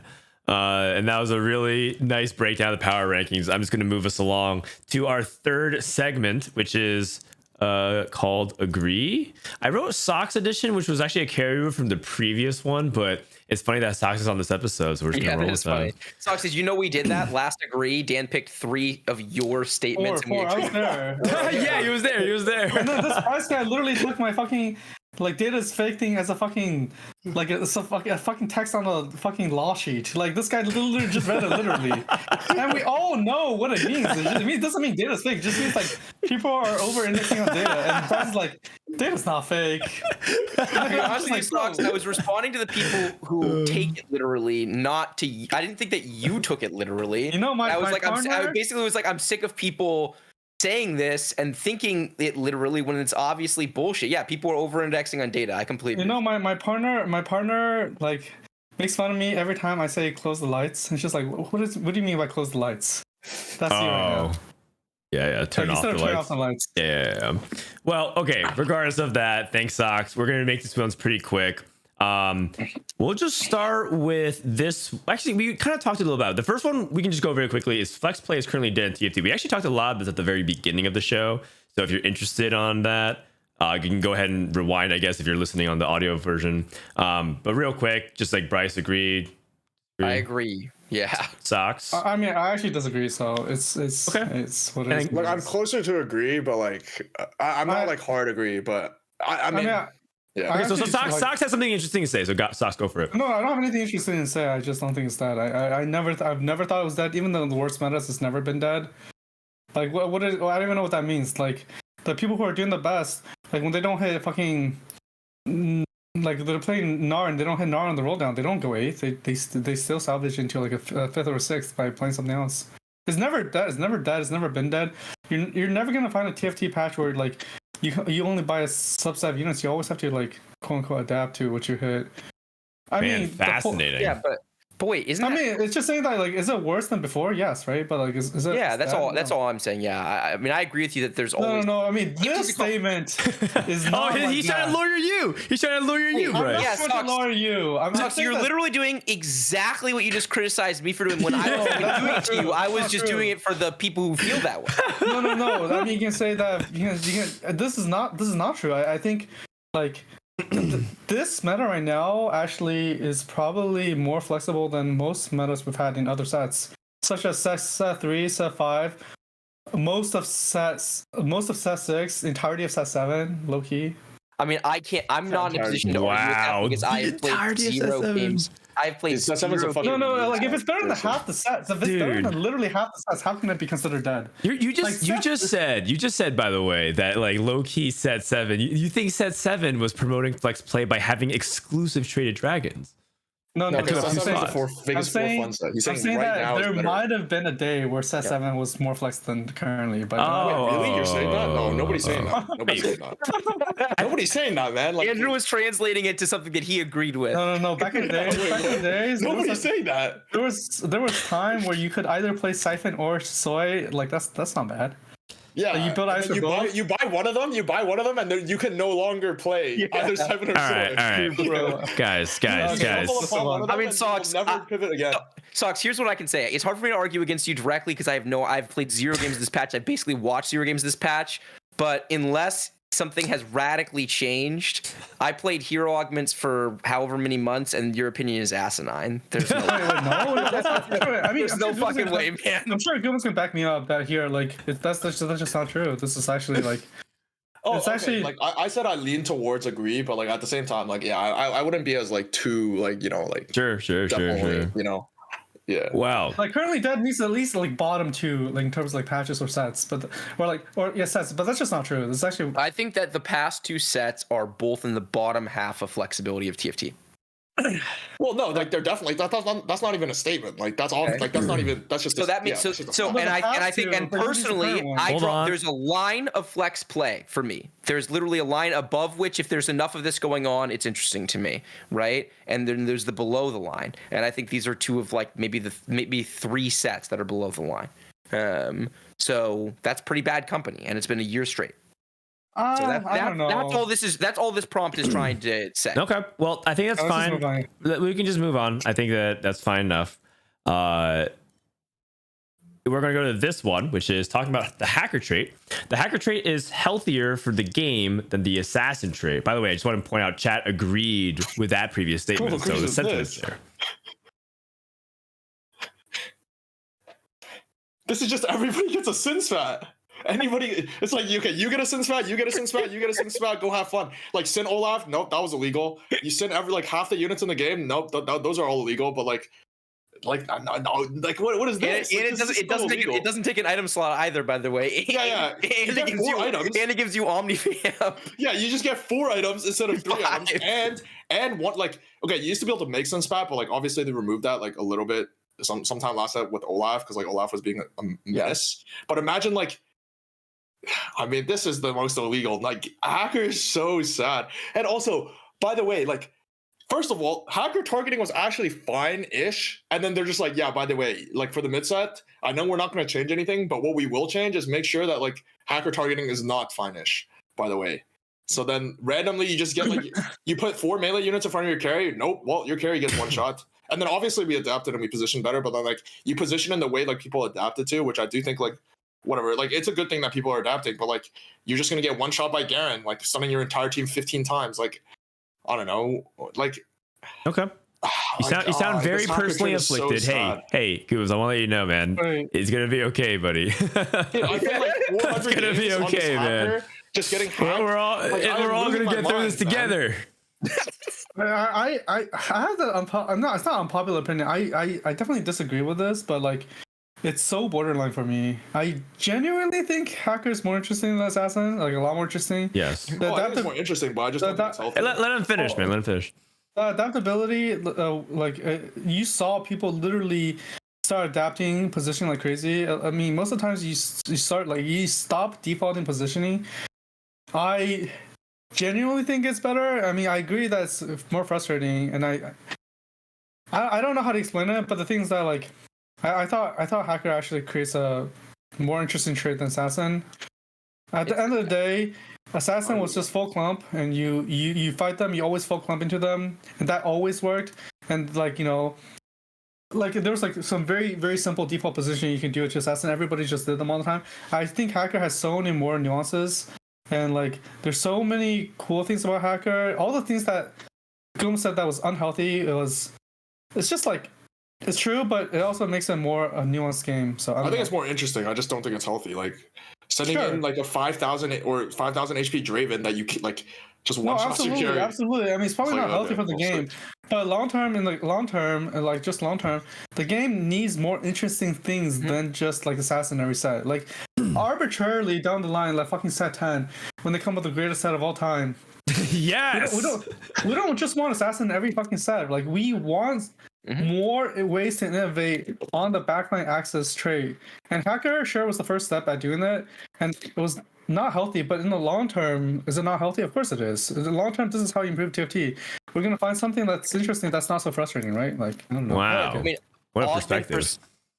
Yeah. I mean, I still disagree for what it's worth. Yeah, I disagree with the statement. I agree with everything Socks said. I think that Hacker is like has been overtuned and problematic, but I think it's way more interesting. Chat was talking about this. I think my favorite thing about Hacker was the notion of when you hack and when you don't. Actually, at the summit, right, which is like my introduction to the set essentially, because I didn't really get to play PvE. There was a spot I was in where I was hacking something. I don't remember exactly what it was. I think it was Zed. And after the game, I took second in this game. And after the game, Pocky goes, we both had hacker on our boards. He was like, why didn't you not hacker your Zed so that your Zed would kill their Zed? Like I had Edge of Night and he didn't. And I was like, that's so fucking obvious, but I didn't even think about it at the time. And then it's like, oh, you realize that actually whether or not to hack, like when to hack, creates this very interesting shell game dynamic. Because if I don't, then he could not as well, and you wind up in the same thing, right? So there's like all sorts of interesting mind games going on there. So yeah, I agree. I hope they keep pushing. I don't want them to just be assassins every set, but this was not a home run, this take at it. But this is probably what I like. TFT devs are willing to innovate. It's good.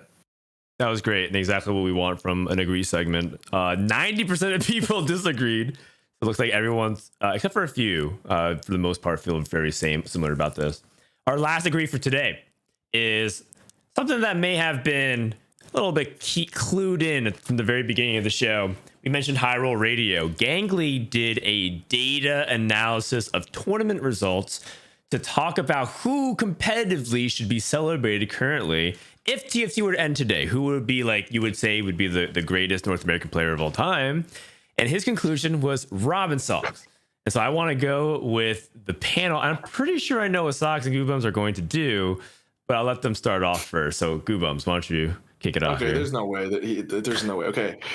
For those of you who are familiar with the NBA, for example, like one of the reasons why Michael Jordan is considered by so many people the GOAT is because he has the highest peak. Like obviously LeBron has a better career than Jordan. I think like, or maybe not so obviously, but like it's certainly like that's normally where the argument comes from. Like Robin is like one of the most consistent players, if not like outright the most consistent player. I even mentioned that earlier of all time in TFT and ATFT. But like the thing is his peak is just not that high at all, I think. Like the thing is I think if you have like a couple of players, like I don't know, like just give say like 2 to 4-ish players, right? That have like a similar peak, then like obviously then you go to like the next argument, which might be like consistency, for example. But then for Robin, who I think like is pretty much widely agreed upon across like a lot of like the kind of like the more established TFT players or like established like TFT personalities, does not have like such a high peak, I just don't think I think that disqualifies him from being in the GOAT conversation. That being said, like he's an excellent player, like top 5 easily. I don't even think that needs to be argued. But like I think just like purely for like the acts, like greatest of all time, the single player, there's just no way. Okay. So it's just you value that peak over that consistency. I get it. Socks. I mean, I agree. For what it's worth, I actually think Robin's too meta. I mean, like he'll never really be the. I mean, it's like it's what Clear said in the fucking chat. Like, I'd rather fucking someone who takes stacks on stacks than someone who takes the stacks on stacks than like low key. He's just so meta, It's hard to imagine someone being the best meta player in the world without like taking risks and having like pocket knowledge. He's too safe. He plays it safe from start to finish of every game. Yeah. Yeah. So I mean, I but is that not worth celebrating? Like just because you can't win a tournament? No, of course it's worth celebrating. But I mean, I also agree with Guubums for the take on. I also think of peak as when I think of greatest. I also don't think Robin is like super high peak. So. Okay, understood. I think Robin's a special player. I think if there was like a way to go back in time and like replay the last 6 regionals, and I got to knowing everything I know now, and you get to bet on new version of history, new roll of the dice. You get to bet on one player to like score the most points across the 6 regionals. I would take Robin. I wouldn't even think about it. It would be such an easy choice for me, but he's not the GOAT. It's a skill ceiling thing, and he doesn't have it. Okay. All right. So it looks like chat also disagrees 44%. I'll just say my opinion very briefly, as brief as I can, probably, is that I think that it depends on what you really value. I think the angle of which Gangly is coming from it is that he's taking a look and step back and say he's assuming that tournament is where everyone's skill is truly tested, because solo queue is Disneyland a lot of times, and you can't always really find equal footing in terms of the volume of games played. But in tournament, it is, right? So he's looking from the big picture perspective that tournament is the only games that really matter. Ladder does not. And so if ladder doesn't matter, then all of a sudden you take results into the equation. Robin's consistency is incredibly difficult to execute, and you can argue that that is the peak. The peak is no one has been more consistent than he has been. And that's ultimately what TFT tournaments try to measure. And so by this metric, you would have Robin actually be the most accomplished North American player. And just to add to it, it's not just like the fact that he doesn't win tournaments. Robin has won tournaments. Actually, he's won a tournament almost every set. If you actually go and look, I think there's only one set he didn't win a tournament. And so he actually can win tournaments. It's just, has he won the correct tournaments? Like, not necessarily, except for one, the regionals. That tournament, I watched all his games. He played poorly. He straight up played poorly. Sure. Look, I understand. He's not passing your eye test. I'm better than that. I'm explaining why I think that his opinion does have merit to it that people are not actually considering, because they're specifically looking at things that, like, for example, don't pass this eye test or doesn't pass like the LP check or whatever historically, compared to like other people who might have a higher peak. Honestly, this is like the most gangly take of all time, and that's part of why he's like has a ballot, because he thinks about it differently. He just really purely looks at the stats, and so yeah, if you just look at the results, just the scorecard, then I agree it's hard to argue against Robin, but that's not how I would personally choose to vote for who's the GOAT. It's like it's a very narrow lens to make the decision in a game of this high variance. Yeah, no, I think that's fair too. I'd say like another thing is that, like, okay, obviously NA has not won a Worlds yet. We've gotten close. Like, I actually think we've gotten close like so many times, by the way. Yeah, I agree. Like a good amount of, like, I think 3 times exactly. Because like flaming on the last day doesn't mean you didn't get close. Actually, just depends on whether or not you had a player with a good roll of the dice for it. Yeah, and I think like the times we have made the finals, like, it's not like we weren't competitive. And like, Milk got third, Rankev got third, I got 5th. Yeah, Low-key a 4th, but sure, I got 5th. And then like, all right. Okay, anyways. This guy. Sorry, I'm not here to like talk about that. What I'm saying is, like, what I wanted to say with Robin is, like, no NA player has ever won Worlds, right? But the thing is, like, okay, if like Robin is the GOAT of NA, obviously, like, we all understand that probably the first player to win Worlds from NA will be like the GOAT, at least at that point in time, right? Like, obviously someone might come along and win like 4 Worlds, and then they'll probably be the GOAT when it's all said and done. But like, one of the things is, like, since nobody has won in NA, part of the thing you have to think about is like, if you want to send players to go win worlds from NNA, you have to think about like who you would send. And I don't think Robin almost ever tops that list. Like now, if you want to send people who will like represent us well, Robin is almost always going to be on that list of like, you know, short list of like 3 to 5 players that will represent us well, that will like, you know, make us proud, that will make us like not upset. Like, okay, also like if you look at like certain other regions, I won't name names, but like, you know, people, certain regions that send 6 players and none of them do well, like they'd probably love to have a Robin. Like go do well for them, right? Like, but like at the same time, I think NA realistically the only thing we care about is just winning. I'm gonna cut you off there. I've cut you off there.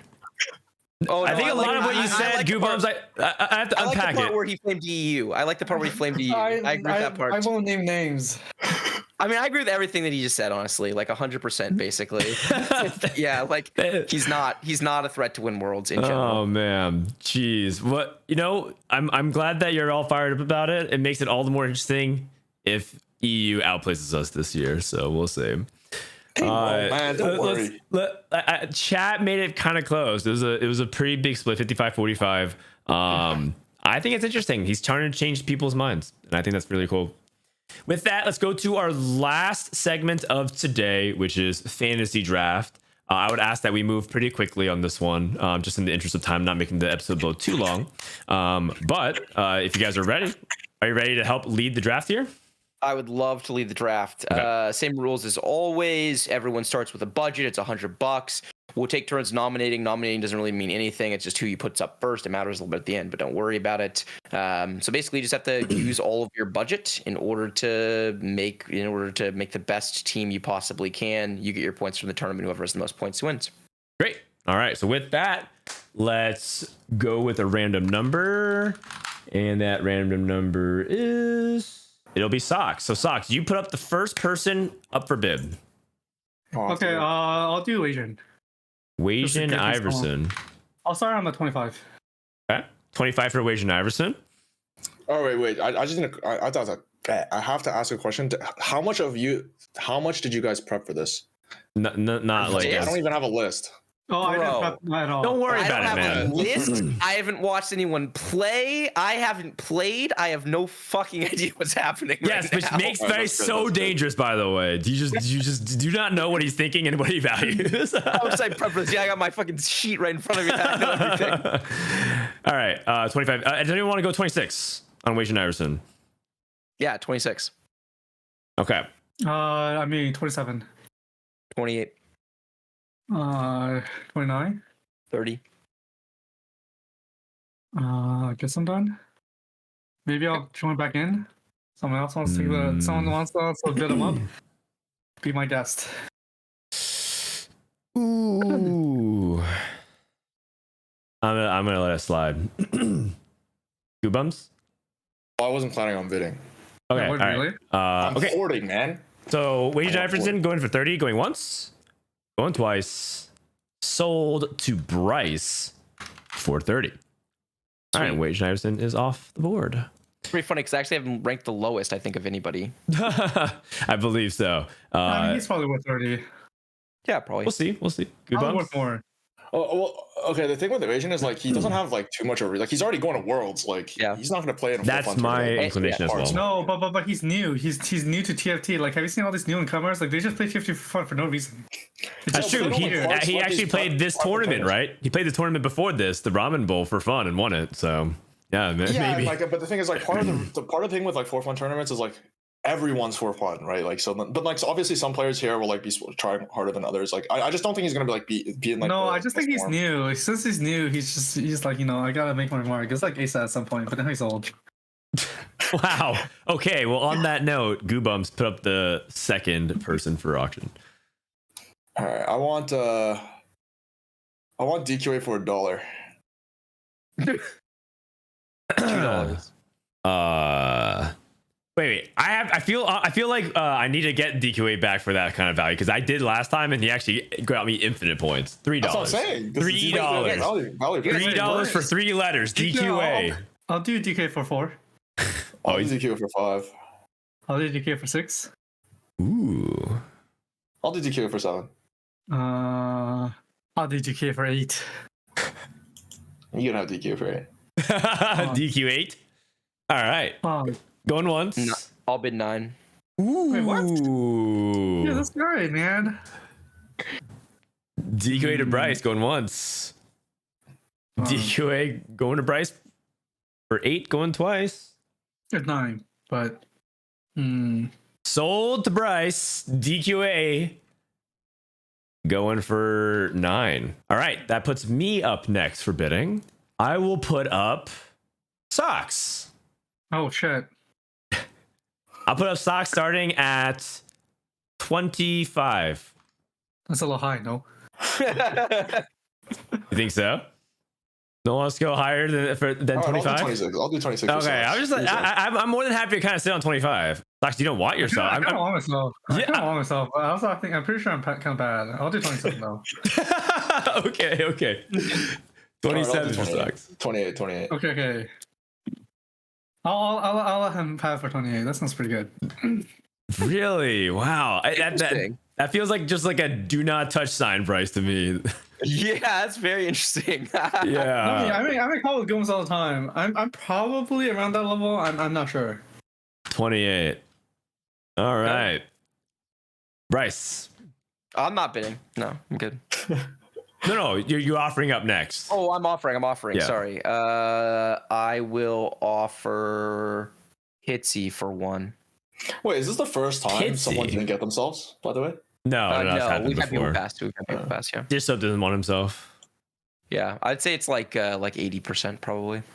All I mean, right. I wanted myself. Pitsy for It's 2. okay. Pitsy for 2. Me and Guubums are win trading. I'll do Pitsy for 3. 4. Pitsy for 5. I'll do Pitsy for 6. Oh. Pitsy for 7. Pitsy for 7 going once. Pitsy for 7 going twice. 8. Whoa. All right. I'll go 9. I'll go 9 on Pitsy. Pitsy, are you worth double digits, my dude? I'm gonna look up the score sheet real quick. I'll go Pitsy going for Pitsy for 9 going once. Excuse me. Pitsy I went 10. Oh, you went 10. Okay. Wow, a unique aggressive strategy from Bryce in a situation where he doesn't really know what exactly he's buying into. It's really fascinating. I'm gonna let it slide though for 10. All right, You jacked him up this high. jacked him up this high. Damn. All right. Let's go with 2 Socks. You're up next. Okay, I'll do Guubums for 25. Guubums for 25. I'll go Guubums for 26. I'll do I thought Guubums. me and Socks were gonna handshake. Like he takes me, I take care. Oh, bam. I'll do Guubums for 28. Wait, what? You guys Yeah, had a didn't hire. pre-agreement? No, you guys can't team up, No, man. we did it. I just You guys We didn't. All right. I'm done trade. 29 Guubums. What even is this? Dude, you haven't made a first purchase yet, man. Just do it. 30 on me. I'll do 31. 31 on Guubums. Wait, I've never gone for this much before. Yeah, you have. Yeah, you have. You have. All right, Guubums going 31, going once. Guubums for 31, going twice. Sold. Okay. So Socks got Guubums. Wow. Wait to not make it obvious, guys. What did we let them do, Bryce? I guess it was whatever. 31's Yeah, not bad it's though. fine. It's fine. It's fine. Fine. It's all good. It's all fun. For 90. Guubums, you're up next. I want Asa for $1. Bro. I'll take it. I'll take him. Oh no, it's fine. I'll let you have it for $1. Honestly, that's a good strat as far as these things go. Asa for $1 going once. Asa, are you gonna be good? No, What he's about actually Asa? he's actually decent. He has a pretty good game plan. Asa going for I'll give it to- $1. I'll give it to him for the memes though. Going twice. Wait. Fuck it. Asa for $2. I like this. Asa for $2. Let's His go. assets is literally 2.6 average placement. Okay. Asa for $2. I'm in. All right, I'm kind of letting Guubums run up. Wait, why does Bryce really need like $40 for his last pick though? Wait, someone screenshot his last match history. Can I pay? Yeah, he's just, he averages a 2.6. Yeah, but All didn't right, you guys just Asa say for he's three. not- Asa for three. I'll go Asa for three. How many of those ones are you responsible for? Is the question. Like 3 of them, maybe. Yeah. That's about it. Asa for three. I'm putting it out there. Like 2 actually, I think. Only. Okay, I'll do Ace of 4. The one double move is Oh gone. man, that's right. This is a good dynamic draft. Everyone's bidding on these same people. I'll Asa for 5. This sounds reasonable given the value that's been established so far. Okay, we'll do Ace for 6. But we can't have our boy this low, no. Like it's not about his actual value. All right, Asa for 7. Asa for 7. Oh, all right. Asa for 7 going once. Asa for 7 going twice. Sold to me. Asa for $7. I think that's entirely I'm kind of reasonable. sad about that actually. I kind of regret not bidding. Yeah. You can bid right now. You can bid right now. No, Yeah, that's what I'm we- doing. That's what I'm ripping. Yeah, I'm basically deciding who I want in that spot, right? So I thought you were gonna go for the 25-25 because you did. No. I thought about that. It's tempting. I think there's a couple other people right there though. Okay. But I kind of want I actually kind of want to bid 8 now. Now that I think about it. Wait, go Mm. back. Let Yeah, it slide. I bid 8. I bid 8. No, what? No, we have to respect the time. We have to respect the time. Respect the time. Oh, match. All right. Next one is me offering. I'm gonna put up Kyvix for $3. I'll do Kavix for 4. Oh, this is cool actually. Very few people ranked Kyvix highly, but both of you did. Yeah, I literally picked him Wait, off. what did I rank I picked him out of a hat, but I don't know. No. Socks and Dan are 2 of his highest ranks. Oh, I see. By a I wide would say margin. Kyvix for 5. Bruh, why are we fighting over this? Because you're the 2 people who think he's Because I value his play, but I don't know how much you Yeah. value his play. Okay, fine. You can have guys at 5s. Go ahead. Oh, all right. Oh. Kyvix for 5. Pretty good. Going once, going twice. 6. What? Nah. 7. Wait, what's this mattress looking like? Dude, I feel like we should ban looking at LOL chess because it just feels like. No What? way. That's That's like unfair. tech- You're that's like following. You Texas should have top an 12s in advantage. tournament. Yeah. What are Oh we my at right gosh! now? All the guys that don't actually follow the scene here. What are we on right now? We're on. We're on 6, 7. I think? 7. We're on 7. We're on 7. I had it for 5. sure? You said 6. I was like, oh sweet, I get it for 5, and then I said, okay, I'll have it for 7. Okay. 9. 10. 11. Kyvix for 11 going once. Kyvix for 11 going twice. 12. Ooh. Oh, what is going on here? Man. All right, I'm gonna pass for 12 or 13. I don't want to go 13. All right. Okay. Kyvix gone for 12. All right. Wait, who did we go to? Oh, I went to Bryce. Yeah, it goes to Bryce. Then Bryce still gets to pick a player. 39 is kind of a lot. Mm-hmm. It is a lot. Pick your player, Bryce. I mean, No. That's not. He's picking It's your this one. turn. No, it's your turn, right? You're offering. Oh. No, if you're offering, if you pick someone trash, just don't bid. Yeah. 100%. Yeah. If I'm offering, then I have to offer dish soap for 39. Whatever my max is 39, right? Yeah. Yeah, I'm passing on just. Yeah, wait, also you'll just wait, go are you for doing just fun. over 39? Yeah, dish soap for 39. Yeah, because he's max betting because that's his last. I Wow, have to. is this the Yeah, first time no we've had player. this? Yeah. No, because if he goes like, say he puts like a random player, we just grief him. Yeah, we Yeah. Yeah. I can't. It's unfortunate that I'm in the bid spot, but it's fine. I'll do dish up for 40. Okay. Damn, I really wanted dish soap. in Yeah, that you spot. got. I thought 39 would be enough. I thought so too. That's really So unfortunate. that means it's up to me if I want just up for more than that. 41. I really feel like this was good. Yeah. I mean 41. It's just that this Guubums guy eating half my income for no reason. Like, it's like buying a fucking 3. It's like holding a 4-cost unit on your bench at 2-1. Like, you're gonna play him eventually, but you just don't want him now. I'll pass. Oh my god! I never heard someone describe their friend and someone they're fantasy drafting against. All right, so it looks like 41 going once, going twice. Sold to me. I get this though for 41. Socks, you're up next. I'll do Setsuko for 38. 39. Oh, dude, why'd you do that? Oh, do you want him to have Setsuko? Oh my god! You can have Setsuko, it's fine. But you want to give Bryce Setsuko for 39? Okay. Goobums? No, you can have it. Whoa! Oh, you talk got you, so Bryce. much about Setsuko, and then when you don't even draft them. Yo, 39's a lot of money. It's a lot. I got It's you, a really Bryce. big. I got you. I appreciate you. I'd rather have Okay. Bishop, but this is Kevin's a beast. This is a great. Okay. Watch. All right. So My team is great. I know nothing, but my team is going to win for sure. what do you guys think, Chad? Do you think Bryce's team is looking cracked? This is completely unprecedented, by the way. I'm always the last person with money. Yeah. I know. It's so unusual. I mean, it's too good. I mean, basically what I said is I felt like if the tiers were what the points were, then I just wanted to grab a bunch of people in the like 13 to 16, 17 range. I felt like that was the value tier. So I was going to overpay. That makes sense. That makes sense. All right. So Goobums, you're up next. Let's go Kurum for $10.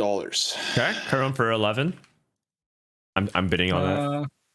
I'll do Kurum for 18. I'm out. I'll do Kurum for 19. I'll do Kurum for 20. I'll do Kurum for 21.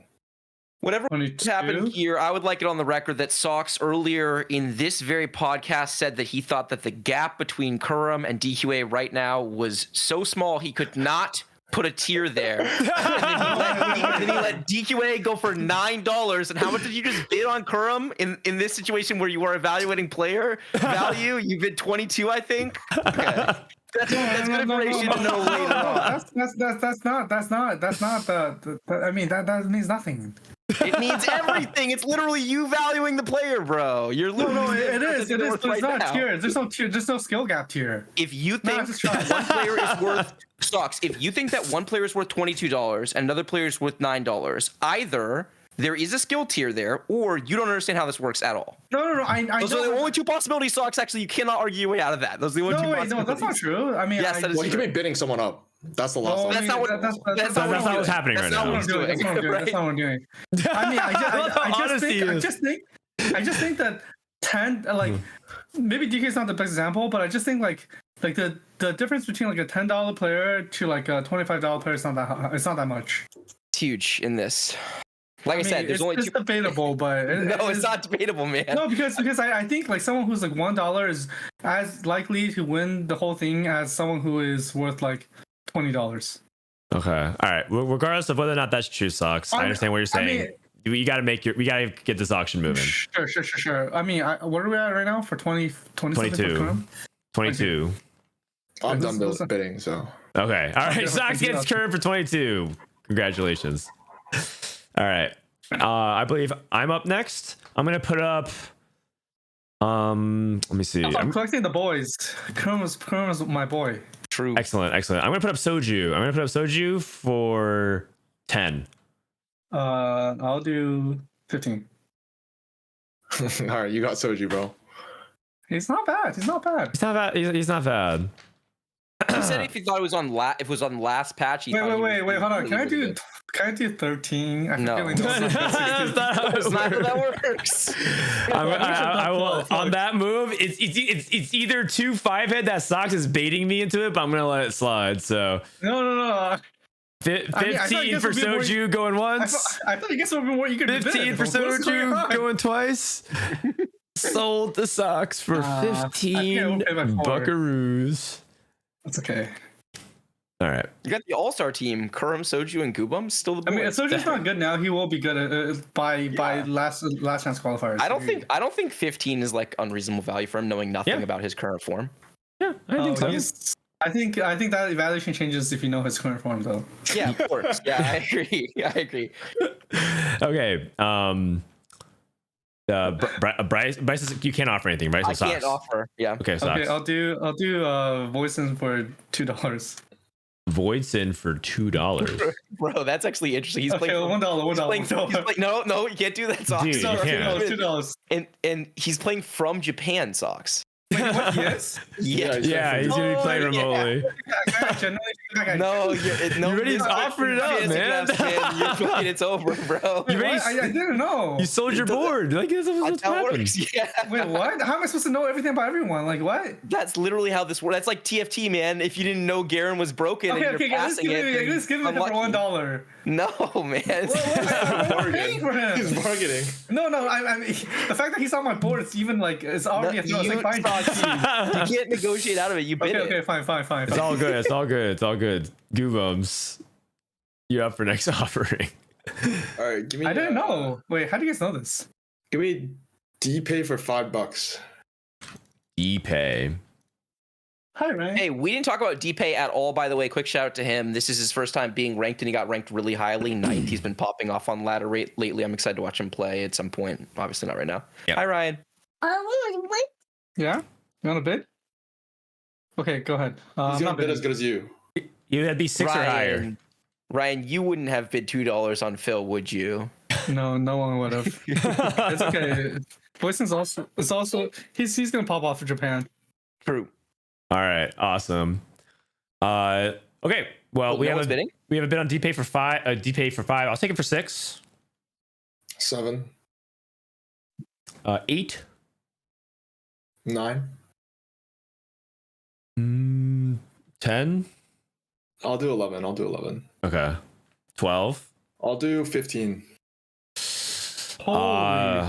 Okay, I'm out. I'm out for 15. So it looks like Goobums got 15 on DPay.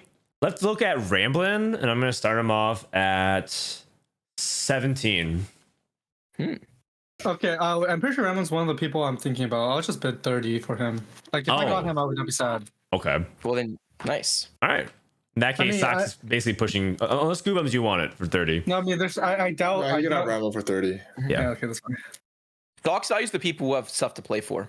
Interesting. Well, yeah, but also because I personally know some of these guys, and like there are also some homies. I mean, I kind of want to draft. It's not. I don't want to try too hard. I want to draft some of my friends. Yeah, you want to draft your friends, totally. Mm-hmm. This guy didn't even draft himself. Okay. Huh? Goobums, you're up next to offer, and it's just me and you. This is such a weird dynamic. We've never seen this before, where it's like 2 people are out and 2 people still have. You guys each have 3. Yeah, give me broccoli for $5. I'll take it for 6. Take him for 8. 9. 10. 11. 12. Okay, 12. You have him for 12. All right. That's such a steal. What even is this? Yeah, I'm curious how Dan's doing his relative, like his values coming down the stretch. There's no way. Because there's only Robin left. Like low key. Okay, I'm not. I have a decent read on how strong people are. I'm pretty sure Goons is like stealing every single person right now. He's like underpaid by like $5 for each person. Yeah, I could see that. All right, Never I'll drafted take before? I'll take Ripple for 5. Yeah, you can have him for 5. Okay. I'll be curious to see. So you This have is 2 such a people left. hilarious. This is such a hilarious. This is the weirdest draft we've ever done. But I'll be curious to see who you want more than that. You have 2 people left, Andrew, and you have 45. There's exactly 3 people I want. Okay, Or that makes sense. 3-ish. I'm Okay. curious who it is, to be honest. All right, agree to just leave out some of the big names off on this list. Well, no, that one. We just don't pick the goat of NA.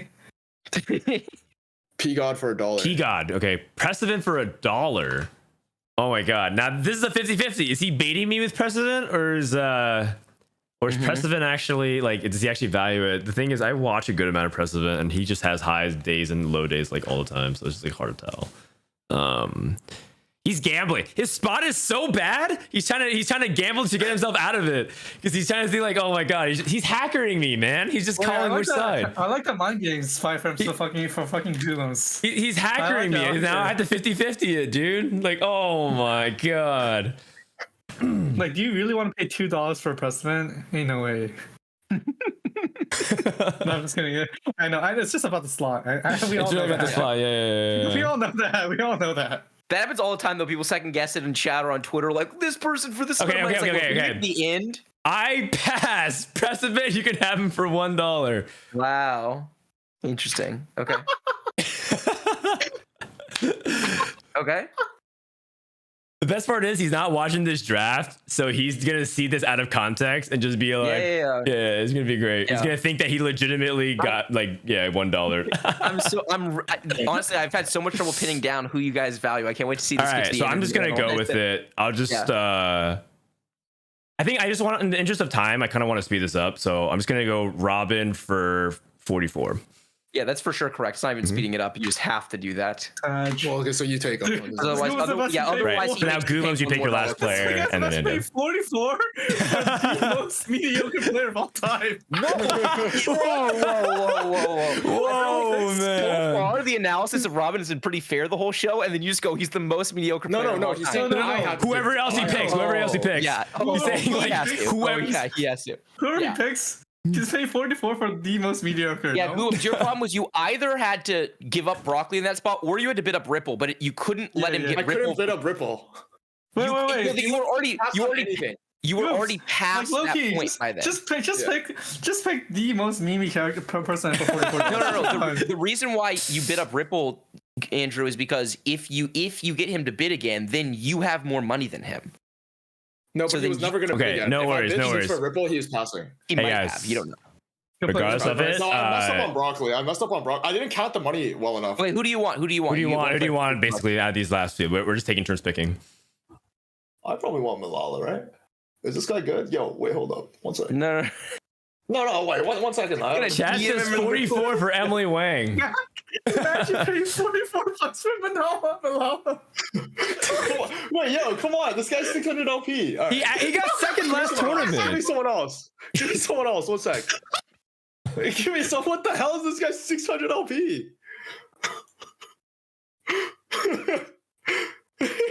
I'm paying 44 times the price of precedent for someone a third of the LP. The best part about this is, you guys, as he sits here and agonizes over this last pick, which is going to be terrible, is that after literally every single fantasy draft we've done since we switched to auction, Andrew's in my DMs critiquing how badly everyone did at their fantasy No, draft. I briefed on Broccoli. Every single time, I thought 12 was low he's enough. like, wow, these people are so bad. They have no idea what's going on. They grief here, they grief there. And now he's on the show. He's about to spend $44 on somebody. I thought 12 would be low enough. I didn't count. Oh, this is actually going to go down. so This is so actually going to go bad. down in That's history so as one of the funny. worst fantasy drafts we've ever had. Andrew, how does it feel? Oh, I mean, it's fine No, if this I is win. awful. It's fine if I win.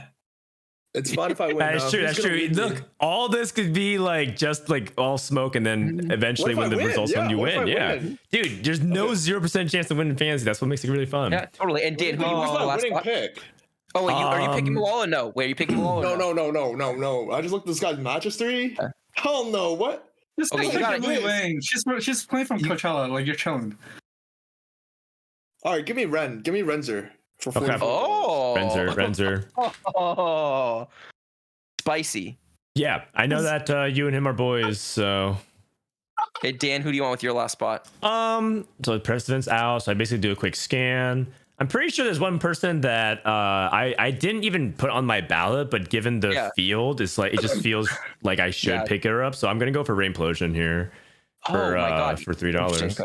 Okay, I'm very surprised that replay didn't wind up drafted, because everything I was understanding from talking to people in the lead up to this was that replay would be Oh, I kind of forgot. like meaningfully contested. Yo, So wait, that can I do a actually- swap? No, you're stuck. We made Wait, Socks I be feel like stuck. you'd You're be able stuck to do too. a swap, no? No, it's just once you. Well, mine's different, right? Like mine is literally I get to pick whatever. I literally there was a draft where I forgot that you were to on the pick me. board because you weren't ranked, and no one gave me mercy at that point in time. I did that twice actually with No, I'm you. just saying that we should give you mercy. Like, be the change that you want to see. No. The No, only- fuck the no, he only- doesn't wanna the see that only- change. No. The reality is that if we let you guys negotiate in these situations, then it would be endless negotiations when we get to this part of the show. We have to Okay. just be like, this is what it is. Yeah. I was also looking back. I'm pretty sure I won the draft. It's not even close, no. Like, it's not even close. Yeah, so you and voice it. Yeah, you know what? No, Okay. I thought yeah. Dylan was gonna win the draft because I assumed Robin was gonna be on his team. I thought I was I'm gonna pretty get Robin. Yeah. No, but I'm fucked pretty up sure on I won Broccoli, the so I had to draft. give Broccoli. Yeah.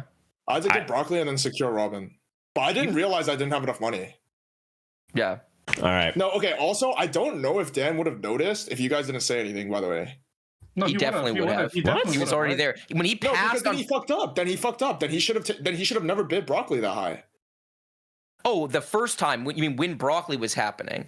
Yeah. I realized it as it was happening. That's why I stopped. We didn't- No, you're Yeah, right. We didn't comment at that time. We did not influence Dan's decision to not bid on Broccoli. We Yeah. commented after. We specifically waited till after, and we're like, "Oh, this is really interesting." Like, I wonder. Oh, I don't know. If Because I know. if that's I true. know the plan for me was to get Broccoli and then Robin immediately after. But I didn't realize 12 would be too high. Yeah. All right. Well, that was a really eventful fantasy draft. We just have a couple of things that we want to close out here before we say goodbye.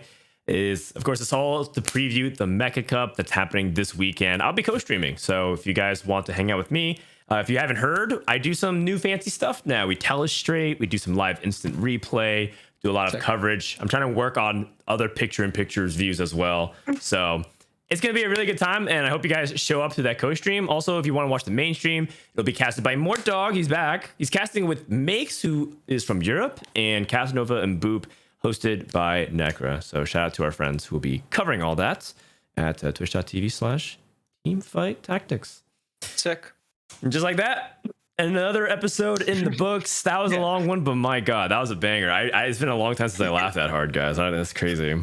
Let's get some final words. Goobums, why don't you go first here? I won the draft. Oh my God, I'm so happy that you got just for the draft. I'll be able to hold this over you for a year. Dude, it's so great, man. I just need to win. One of my walk a mile in their shoes, right? Like, it's so easy to criticize how the drafting like goes in, and then you're doing it, and it's just like, so much stuff to hold. I'm blaming no prep diff because one of my favorites. Look, I know out of respect for Bryce, who I knew gave up on the set, I was like, you know what? I don't want to embarrass him while he's not even trying, man. Like, it's fine. I'll take The best part about that is all you're saying is that you were on co-equal footing with me, which is bullshit, by the way. You obviously knew way more than me, and you still got diffed. I have no fucking I have no idea what was happening, and I diffed you. Like, that's so bad. I don't even trip. I won the draft. Looks like the chat believes that Bryce won the draft, by the way. 40% of the vote. Congratulations. Goobums finished last. Wow, shocker. Socks. Wait, did I get a single vote? What? You got a couple votes, yeah. I think you got a vote from yourself, so that doesn't count. But yeah, one of my favorite things to do is because Goobums is always like, oh, I'm so good at X, I'm so good at Y. And like whenever he says this and he tries really hard, I just like guess like I'm absolutely dumpster, or like someone else was actually good at the thing. It's like, oh, you're trash. It's just so rewarding, man. It's so rewarding. It's just like, oh God. Oh man. That was Miss Matt Sock's final words. I love watching Goobums get dunked. That's the perfect end. Bryce, any final words? Man. Yeah, I mean, I'm not gonna be around for a while, so I'm gonna miss everybody. This was a super fun. This is a banger app. I really enjoyed it. I'm so sad to be missing regionals. It's one of my favorite things that I get to do every year, interviewing all the players and casting regionals, and like it's the one term of the year where you all really sweat, or almost all of you really sweat at least, and it's like such a joy to watch if it's a good patch. So I'm bummed to be missing it, and I'm sure I'll miss the podcast too. So it'll be a while for me, but thanks everybody. Hope the tournaments are good. Hope the balance is decent, and hope the best players go to Worlds, because I'll definitely watch Worlds, even though I don't care about the set at all. Like, I have to watch Worlds and see if we can take it home. Absolutely. And on that note, I'll see you guys over the weekend. This has been Don't Talk If You Don't Know, episode number 21 with Frodan, Bryce, Socks, and Goobums. And we'll see you guys next time for more TFT action.